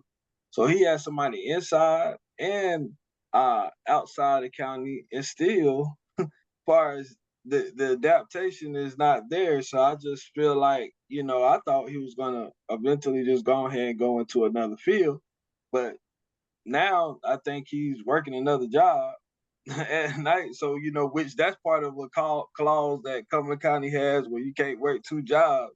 So I'm really trying to, you know, figure out how I'm gonna have a conversation with him to see how he's gonna, you know, really try to balance that level where he's going at in life and where his goals are set. Because I thought he was going to go in the military, but at the end of the day, you know, we still have to try to set something up, you know, as far as the for a moral development, and try to get him to understand, as far as, you know, you might don't think no much of this job right now, but down the line, you're still going to need other people that's going to have to, you know, speak up for you in the future if you want to get another job that's in another pay bracket. But hopefully, you know, he does get that on that end. So next, we talk about Colbert and Kramer. He identified 3 broad categories of morality: a pre-conventional level, the conventional level, and a post-conventional level. They further delineate 2 stages of development within each of these levels, with the second stage more advanced and organized than the first. Across the 3 levels, reasoning shifts from self-centered perspective to one that's increasingly considers the perspective and rights of others. The individual at level 1 makes decisions from self-centered orientation. At level 2, individuals do the right thing because that is what is expected according to social norms. Finally, at level 3, moral norms that serve as a recognized social contract to uphold individual rights. Although conflicts between these principles and legal mandates are recognized and problematic in the lower stage of level 3, moral principles come and take precedence by the time the individual reaches the highest stage of moral development. Colbert, Armin, 1984, Colbert, 2006, sees the higher stages as superior and sees enhancing development as the appropriate aim for education. And I mean, for me, you know, like I said, I just related to my situation. I still felt like it's a moral obligation as far as me to still try to get this young man to grow, as far as, even though He's showing all the signs that don't want to be there on that end. I mean, my principal, he gave him chances because, he just, I mean, his situation a little bit different because our assistant principal is his aunt. So that's why he has so many more chances than the average on that end. Anybody else probably already would have been gone. They would have already got rid of him. So, but that's the levels of things on that end. So he's at level 1. That's the whole notion here. Yes. He's all about himself. It's just a job. The second stage is when they begin to recognize that this is my profession. You got to move them from job, that's level 1, to profession, which is level 2, and then to mastery, which is level 3, where you take responsibility for outcomes. That's it. So I like the social contract part of that. I had a friend who signed on to be a football coach at a private school. And him and his partner, they were head coach and defensive coordinator. And after, I think it was 3 or 4 seasons, they got fired. They got fired. Now, here's the rest of the story. They were undefeated for 4 seasons and won 4 their division in private school, which is very small division. They won 4 state championships and didn't lose a game in 4 years and got fired. How in the world could that happen?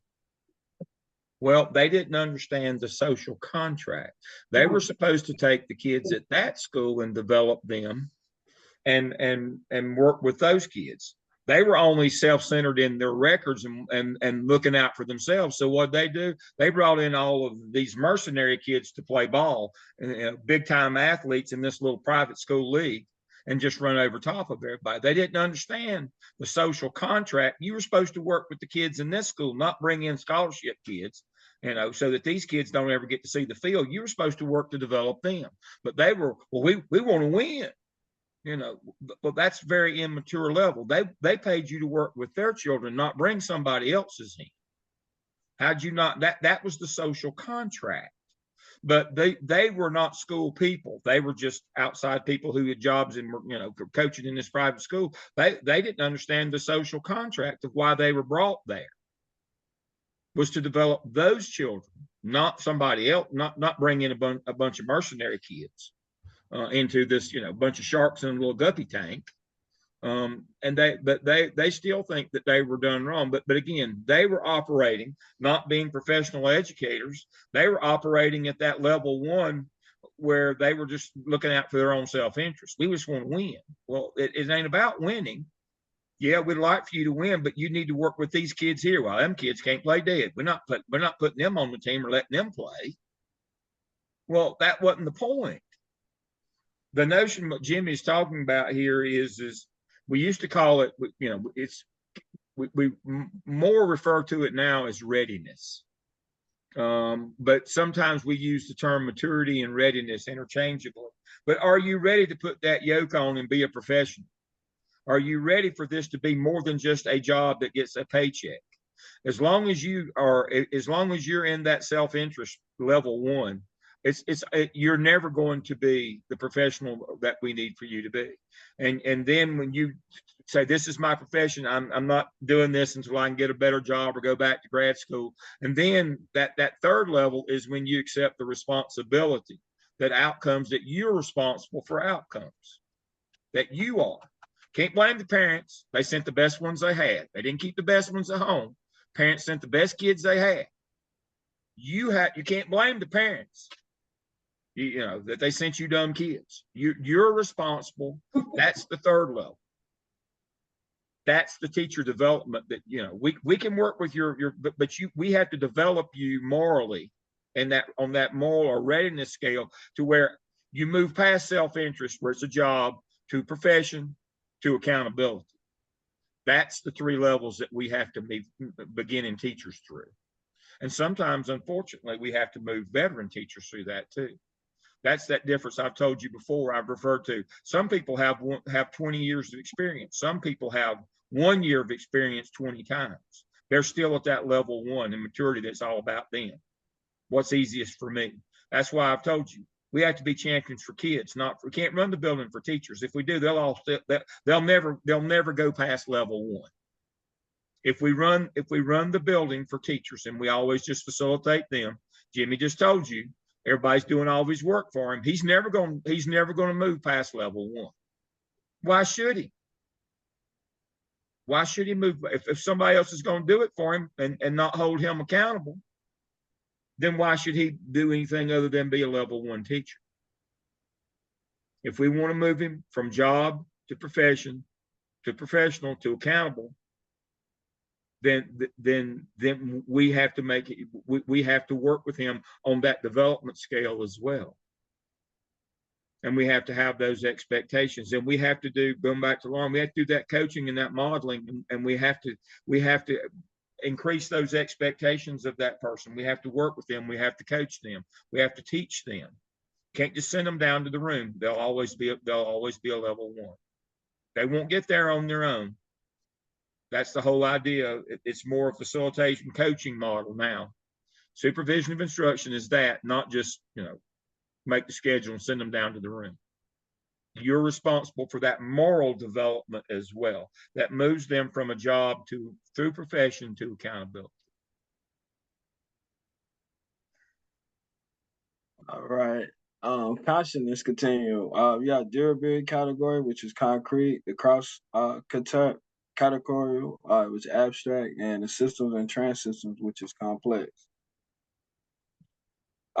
Robert Keegan, 1994-2009, a self-acknowledged neo-Puritan, is a more recent entrant on the scene of adult development psychology, and his theory of levels of consciousness, as with the apprenticeship shift which concrete to formal operations. The development of abstract thinking is a key characteristic of movement from Keegan's adolescent stage of durable category level to a more mature cross-category or third-order consciousness. This person functioning at the cross-category level is capable of thinking abstractly, reflecting on his or her own emotions and being guided by beliefs and values that ensure loyalty to the larger community. At this stage, the adult experiences a new construction of reality, with the needs, wants, and desires of others figuring prominently as his or her own. The Iverson 2014, Real 2013, Taylor Brown in 1995.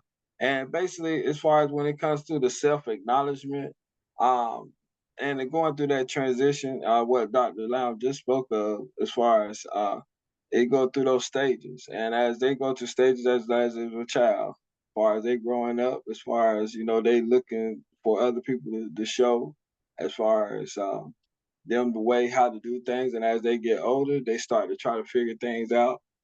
As far as you have any adolescents in middle school, but then when you get to high school, you're gonna have kids that's already be a little bit more mature and have things already together. And as they being guided, you'll see their growth and expanding as far as the way they learning and the way they're going about. So then some gonna be on point and then be ready to go into that job field, or go to the next level and be ready to go to college and stay focused. So it's just all about the experiences as they construct, as they building, as far as on each level of their life. All right, so Jean Piaget, social cognitive theory, says that kids develop in stages. Pre-operational, formal, then concrete, and then formal. The stages. What Keegan argues is that teachers, basically young adults, young teachers, go through those same stages. And that's what I was just referring to. They start out immature, and you have to move them through those stages, just like kids develop in stages, like Jean Piaget said.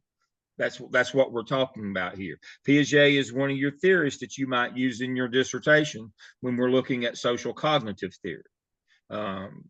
We look at Piaget, we look at Montessori, even as far back as Dewey. We look at your social constructivists. We look at Brofenbrenner. We look at Vygotsky. Basically, how do adults learn? They have to learn and grow and develop just like kids do. That's the metaphor here. That's what Keegan is trying to tell you.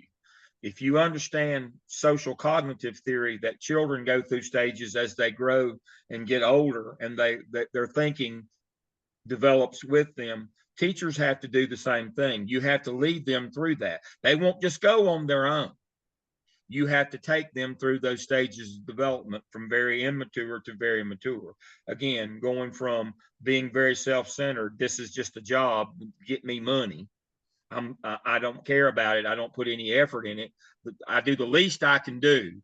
I'm all about work-life balance, in that I want to do the least that I can do. I'm not bought in to I'm a professional, and then to finally I'm accountable for outcomes.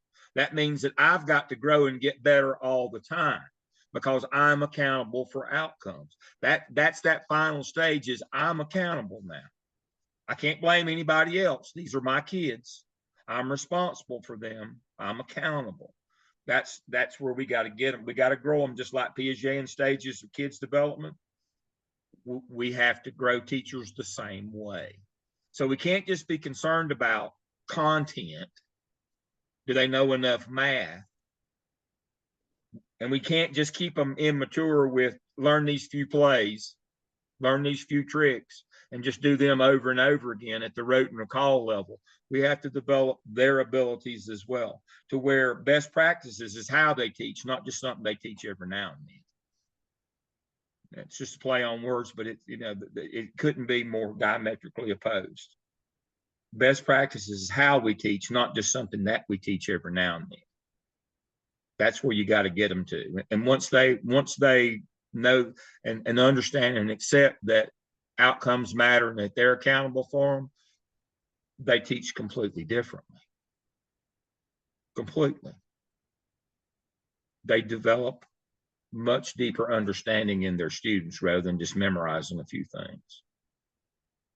Yeah, it's clear how that works. All right. Development ebb and flow. Cognitive researchers have shown that stages of thinking vary according to the domain or topic. Gardner, 2006, Thurman, 1988. Fred loves to teach art in second grade youngsters. He constantly looking for ideas, finding materials, and spending energy to improve his art program. Yet, when it comes to teaching mathematics, he puts in the required time, used to worksheets and models through the material. He never liked the mathematics as a student and doesn't care. He spent time on it, selfless. It to say that teachers, like all humans, are not static in the levels or thinking and committing after all differs. I mean, and what I took from that end was, when you have those different type of situations that come up, and it's with the expounding, it's the teacher's gonna put in the energy that they gonna feel like they have to give on that end. And if they're interested in it, they'll put more in it. So and I know, like, even when I go back to the teacher that I'm supposed to be mentoring on that end, he's gonna put the energy towards if he really, really wants to be inspired by it. But if he's not, then it's my job to kind of put the spotlight on him to want to do the right thing and do the correct things to help build it. But also, make sure the proper people are aware of this situation and see what can be done. I think next action plan probably going to be in place for him though. But we got to support him in teaching math. But you're exactly right. That may be next in his future here.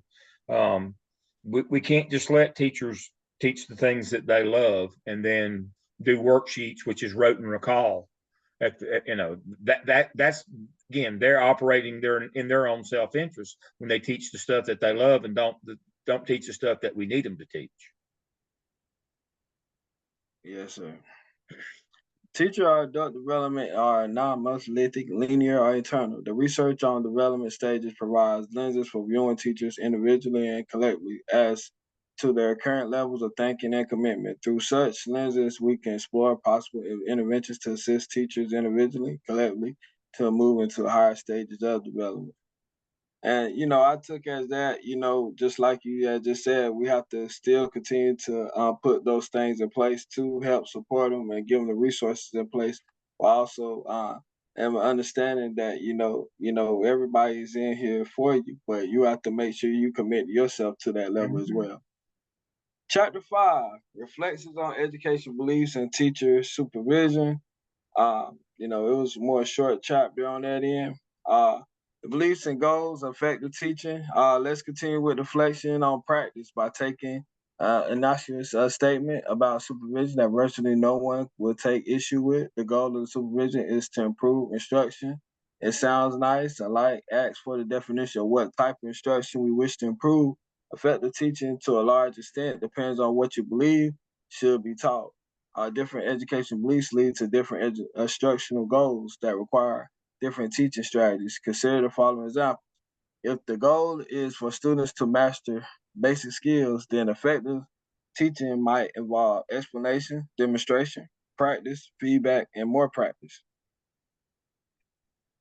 If the goal is for a student to learn classical culture, then effective teaching might consist of reading the great works, lecturing, and fostering Socratic discussion. If the goal is for students to become problem solvers, then effective teaching might call for exposing students to real-world problems and actively involving them to testing possible solutions and reaching solutions. If the goal is social development, then effective teaching might consist of structuring cooperative learning and community building activities. If the goal is personal development, then effective teaching might be a facilitating students' self-direct learning and self-assessment.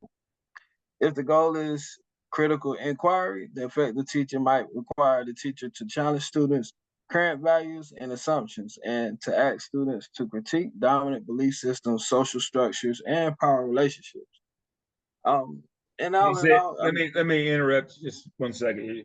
Is it realistic to expect teachers to be able to do all these things eventually? Absolutely. Absolutely. Just like kids, we might start at the top of the list, but we can't let them stay at the top of the list, the rote and the call stuff. We can't just have them mastering basic skills where we just do the basic stuff. Isn't the goal to move the kids through all these stages? Then we got to be able to move the teachers as well. That's the whole. See, these are not either ors. They're another level. Each of these is another level. While Jimmy's got them stacked going from, going this way, they're actually, each one of these is another level, a higher level of being able to teach. And we don't want teachers to stay at the basic skill level. We don't want kids to stay at that level. And so the notion here is if we don't want kids to stay at that basic level, we have to teach our teachers how to move their kids through these different levels. If all we ever do is the basic stuff, if they're not committed for beyond the basic stuff, because that's their own self-interest, that's easy, it's quickest, doesn't require much effort, then we'll never move our schools. We'll never move kids. We'll never grow teachers into the teachers we need them to be. The whole notion here is we have to grow teachers where they can do all these things. They have to be able to do them all. They increase in importance as we go down the list. All right, Jimmy. Beliefs about education. Teachers and supervisor education philosophies have a significant impact on instruction and instructional improvement efforts. The following are summaries of education platforms of 3 teachers' beliefs about education. All right, Joanne believes, I cut this short, so I didn't even put all the other ones, but I'll just tell you this one. Joanne believes that the purpose of education should be a transmit prescribed body of basic knowledge, skills, and cultural values in students. To this effectively, the teacher must exercise control over the classroom, lesson, content, and students. Content should be broken first into discrete academic areas and then into Small elements in learning should take place in a series of small sequential steps. All students should be expected to master the same content, grades, and other types of external motivation are necessary to ensure student learning.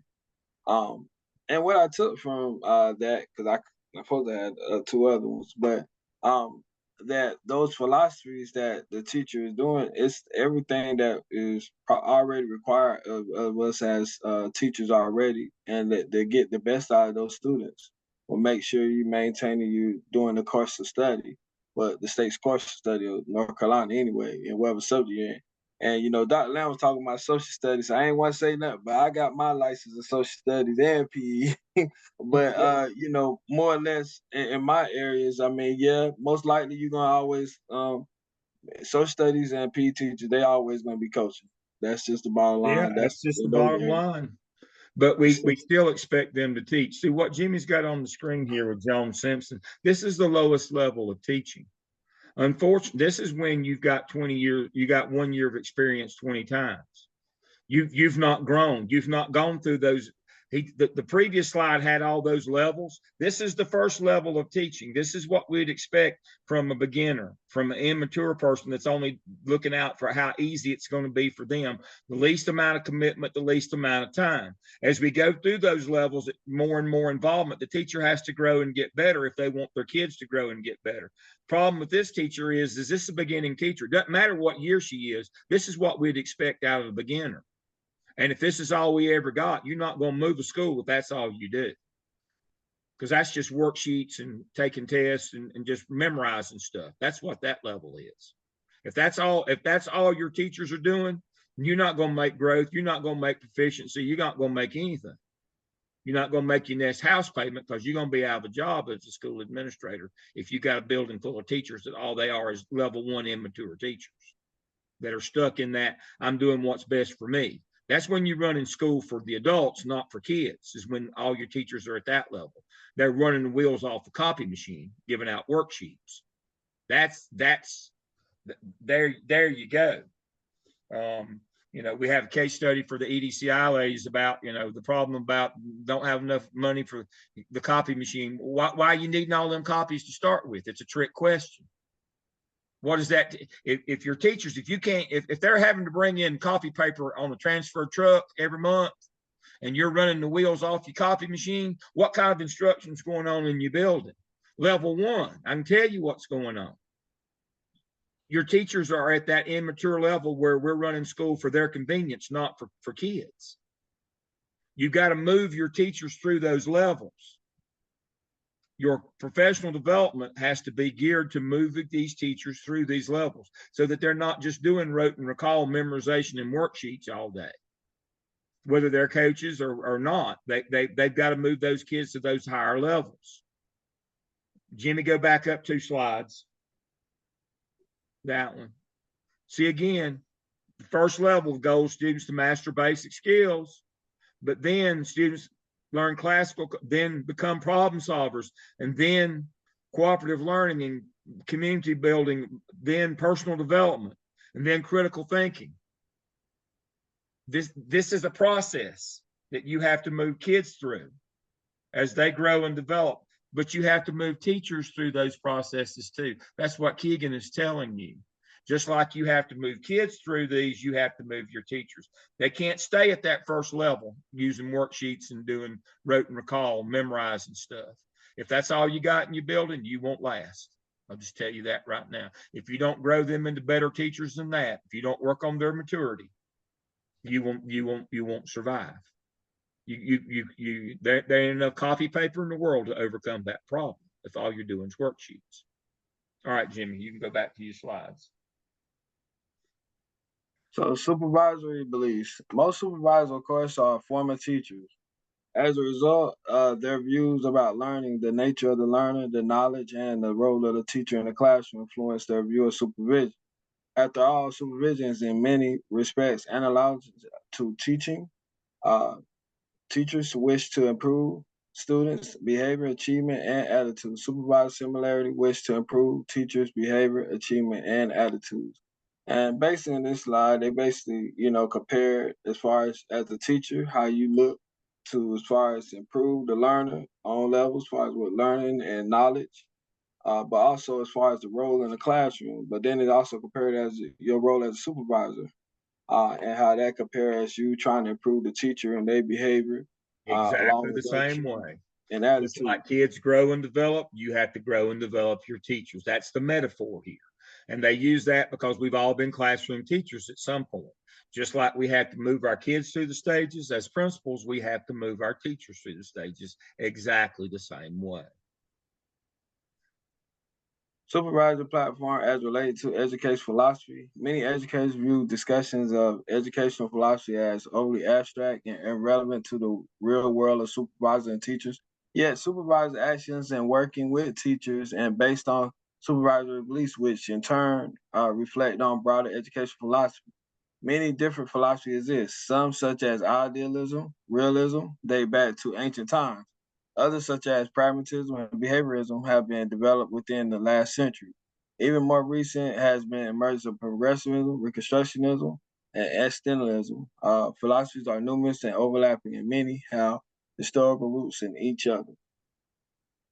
Um, I was gonna put a little activity, but I just went on ahead and just talked about it. Education philosophy teachers and supervisor approach.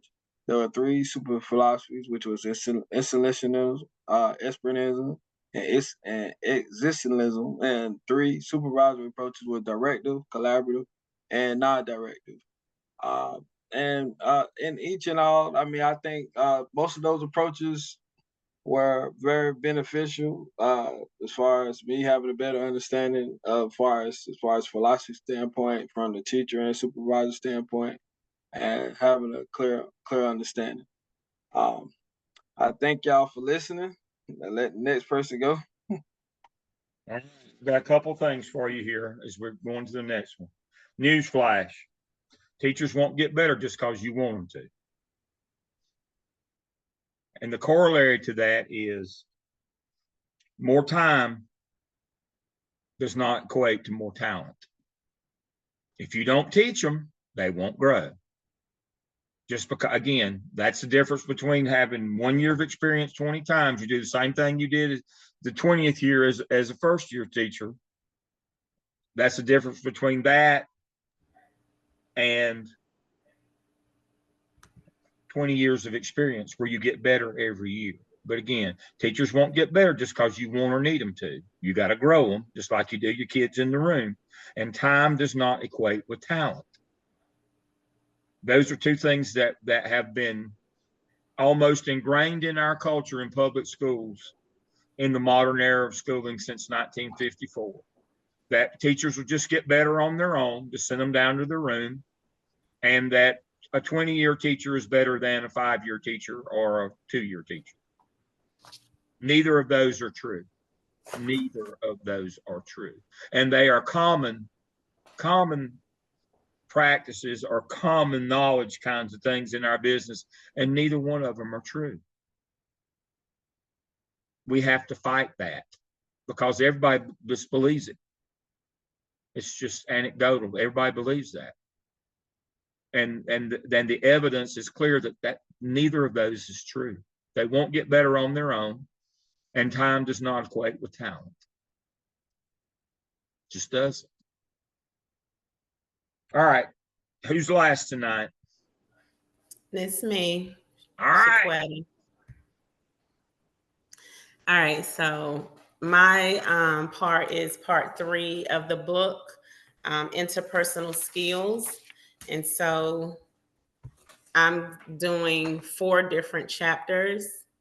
Chapter 6 is kind of talking about or looking at the range of interpersonal behaviors of supervisors. So it just kind of talked about Glickman. He used observations of supervisors' meetings with individuals and groups of teachers for the purpose of making classroom or school decisions.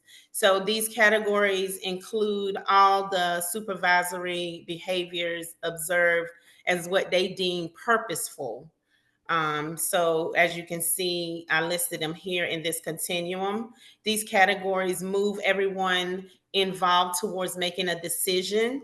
Some behaviors place more responsibility on the teachers to make the decisions, which represents the big T. And then others place more responsibility on the supervisor to make the decision, which focuses on the big S. And then still others indicate a shared responsibility for decision making. And so again, this scale reflects the continuum of control or power.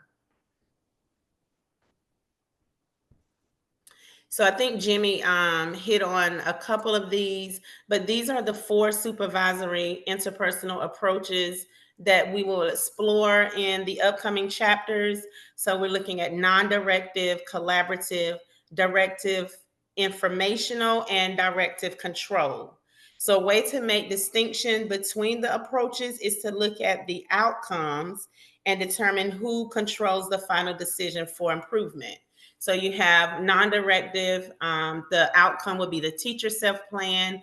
Collaborative, the outcome is mutual plan.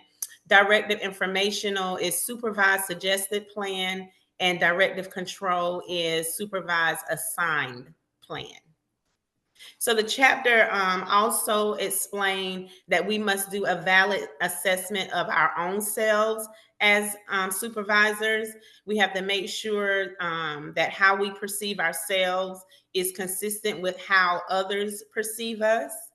So here is a Johari window that the author used to examine looking at what we know and don't know about our own behaviors.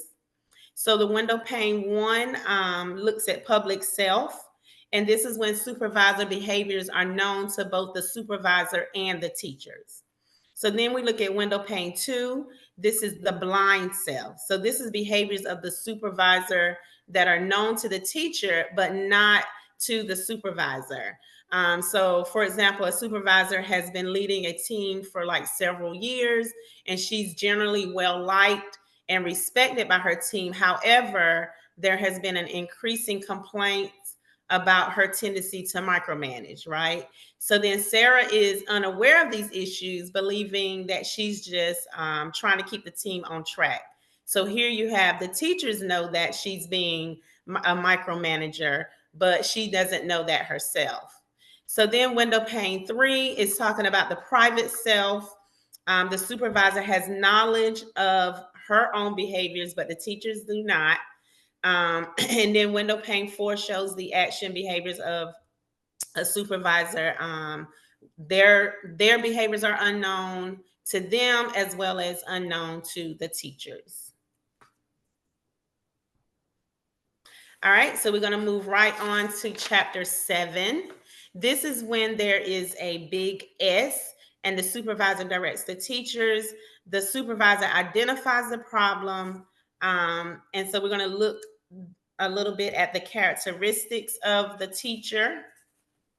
So Glickman described the disposition and behaviors of a teacher that would best be matched to directive control. So they're fearful, they do not recognize diversity, they stereotype students, they have negative attitudes towards students, they strictly enforce rules, they may present rules with no explanation, they stick to just lecturing, and as Dr. Lamb said, assigning worksheets all the time.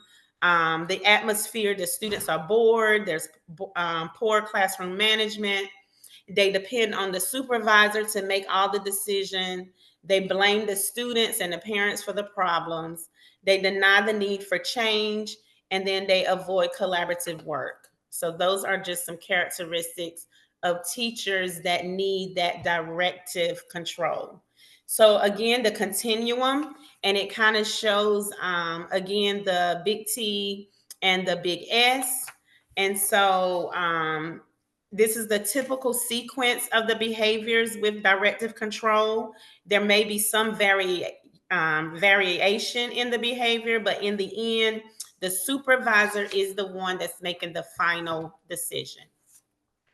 So when to use directive control approach, just like Dr. Lamb said, just as teachers teach as they were taught, some supervisors lead as if they were led as teachers. So if all supervisors' experience as a teacher was controlled supervision, then they may simply just imitate how they were supervised. So some Glickman, he strongly disagreed with supervisors using directive control all the time with all situations. So, they felt that it was necessary that this is situational, basically. Like directive control approach is necessary, but not in all situations. So these are just some different reasons why you would use directive control approach. When the development level of the teacher is low, as we stated before, they're level 1 teachers. They have a lack of pedagogical knowledge. They have limited understanding of teaching methods. They're not involved in the decision making. They're not interested in being involved. There's no commitment to resolving the issues. And then it talked about the constraint in time, which sometimes there are emergencies which the supervisor has to kind of make a direct decision. So then we move to chapter 8. In chapter 8, it talks about directive informational behavior approach. So the type of teachers for this one, they're beginning to come out of that level 1, but they're still kind of needing that guidance. So they're moving away from that rigidity or being rigid. They're understanding that the students have diverse needs, but they do not really know how to differentiate yet. And they're realizing that some situations should be determined whether a rule should be followed, but they have difficulty assessing the situation to determine that. And then they're using some of the teacher-centered methods, but they are still learning about student learning, and they're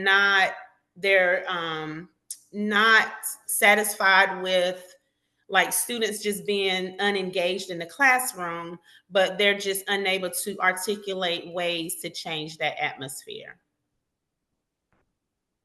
So again, I'm showing you the continuum here. So in this approach, once the problem to be addressed has been presented and discussed, the supervisor provides a range of alternatives for the teacher to choose. The idea of choice is critical in this approach. And then after a teacher chooses that alternative solution, the supervisor and the teacher establish specifics of the action and follow-up plan. So in each of these phases in the conference or when they're meeting, the supervisor provides information and offers viable options for the teacher to choose from. So I kind of wanted to show like some differences between the two as far as statements. So just kind of looking at the supervisor, basically looking at whenever they're giving their directives is as a judge or a police officer giving directives saying that they must do this. But then on the other hand, the supervisor using directive informational can be compared to like a physician or an attorney giving expert advice to a patient or a client. So they have options. All right, so when to use this approach, just when the teacher is functioning at a moderately low developmental level, when the teacher does not possess the knowledge that she needs, when the teacher feels confused or at a loss and they realize that the supervisor knows the successful practices or the best practices. The supervisor is willing to take the responsibility for whatever the teacher chooses. The teacher believes that the supervisor is credible. And then again, when time is short and the time constraints, there may be times where the supervisor has to make the final decision. And then the last chapter that I'm going to talk about is the collaborative behaviors. And so characteristics of these teachers that's best matched with this approach is these teachers are more objective. They're moving towards independence. They're friendlier to the students. They're recognizing that students have diverse needs. They do still require a little assistance in addressing those needs. The rules are mutually agreed upon in the classrooms. They focus on teaching the required curriculum, and they use several different methods. They're more concerned with relationships between the teacher and the students. And when they're making decisions, it's made like with a group. So here is a picture of the continuum for this sequence of behaviors. And if you notice, it's more of a shared responsibility. And so the analogy here would be like the teachers on one side, the supervisors on the other side of a piano, and they're just basically playing one side and hitting each other until they get to the middle. So they're coming to a agreement about the decision together. So when to use this, of course, when the teacher is functioning at a higher level or mixed developmental level, when the teacher and the supervisor both have approximately the same degree of expertise, they're both involved in carrying out the decision, and they're both committed to solving the problem. And there we go. Thank you. Those chapters, excellent job. Those chapters are an adaptation of one of your major leadership theories, Hershey and Blanchard, situational leadership. And it's simply the application of task and relationship behaviors. With the notion here, with those level 1 teachers, your beginners, they need high task and high relationship. And eventually you want to get to low task where they're doing their own, and low relationship where they're taking care of themselves. But you can't just say, I've got this teacher and they're in their 15th year, they don't need any task. It's according to their skill set and their development. There's a third person that goes along with Hershey and Blanchard is called Kilty. And what Kilty advocates is you can't do the application of the task and relationship behaviors simply based on longevity, how long they've been teaching. You have to look at the maturity or the readiness of those teachers. And you apply task and relationship behaviors based on their skill and ability, not how long they've been in your building. That's the whole notion. Hershey, Blanchard, situational, but you got to add Kilty, who says, throw out that stuff about, they're in the 10th year or the 15th, they don't need this. No, their needs are based on their ability, not their talent, not their time. And so that's where we fall down as administrators. Oh, they've been here for 20 years. They don't need this. But is it based on their ability or their talent, or is it based on they've been here 20 years? So but it's all the application of task and relationship behaviors that's directed through indirective or non-directive behaviors. You'd like to get teachers where they're empowered and look after themselves, that they have matured to the point where they have taken responsibility for outcomes, accountability. They don't start out that way. We're just trying to get them to show up on time, sober and clean clothes, that this is a profession, not just a job to get money. We've got to start with them there because that's what we get them, but we got to take them to that point. But they won't just get there just by sending them to the room or doing professional development. That's just one-off stuff. That's basically the equivalent of worksheet for kids. If you want to keep teachers immature, just like kids, just give them worksheets, just one-off things. That's the whole notion of continuous improvement, professional development. You've got to grow them to where you need them. All right, quickly, I appreciate you tonight. You've done a great job on this. Let me share my screen.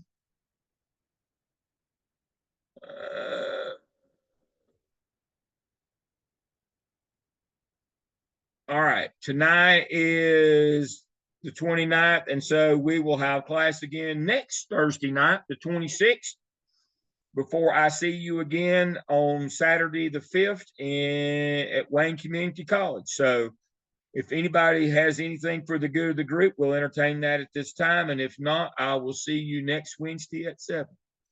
Thanks for playing along, everybody. Have a good evening. Good night. Good night. Good night.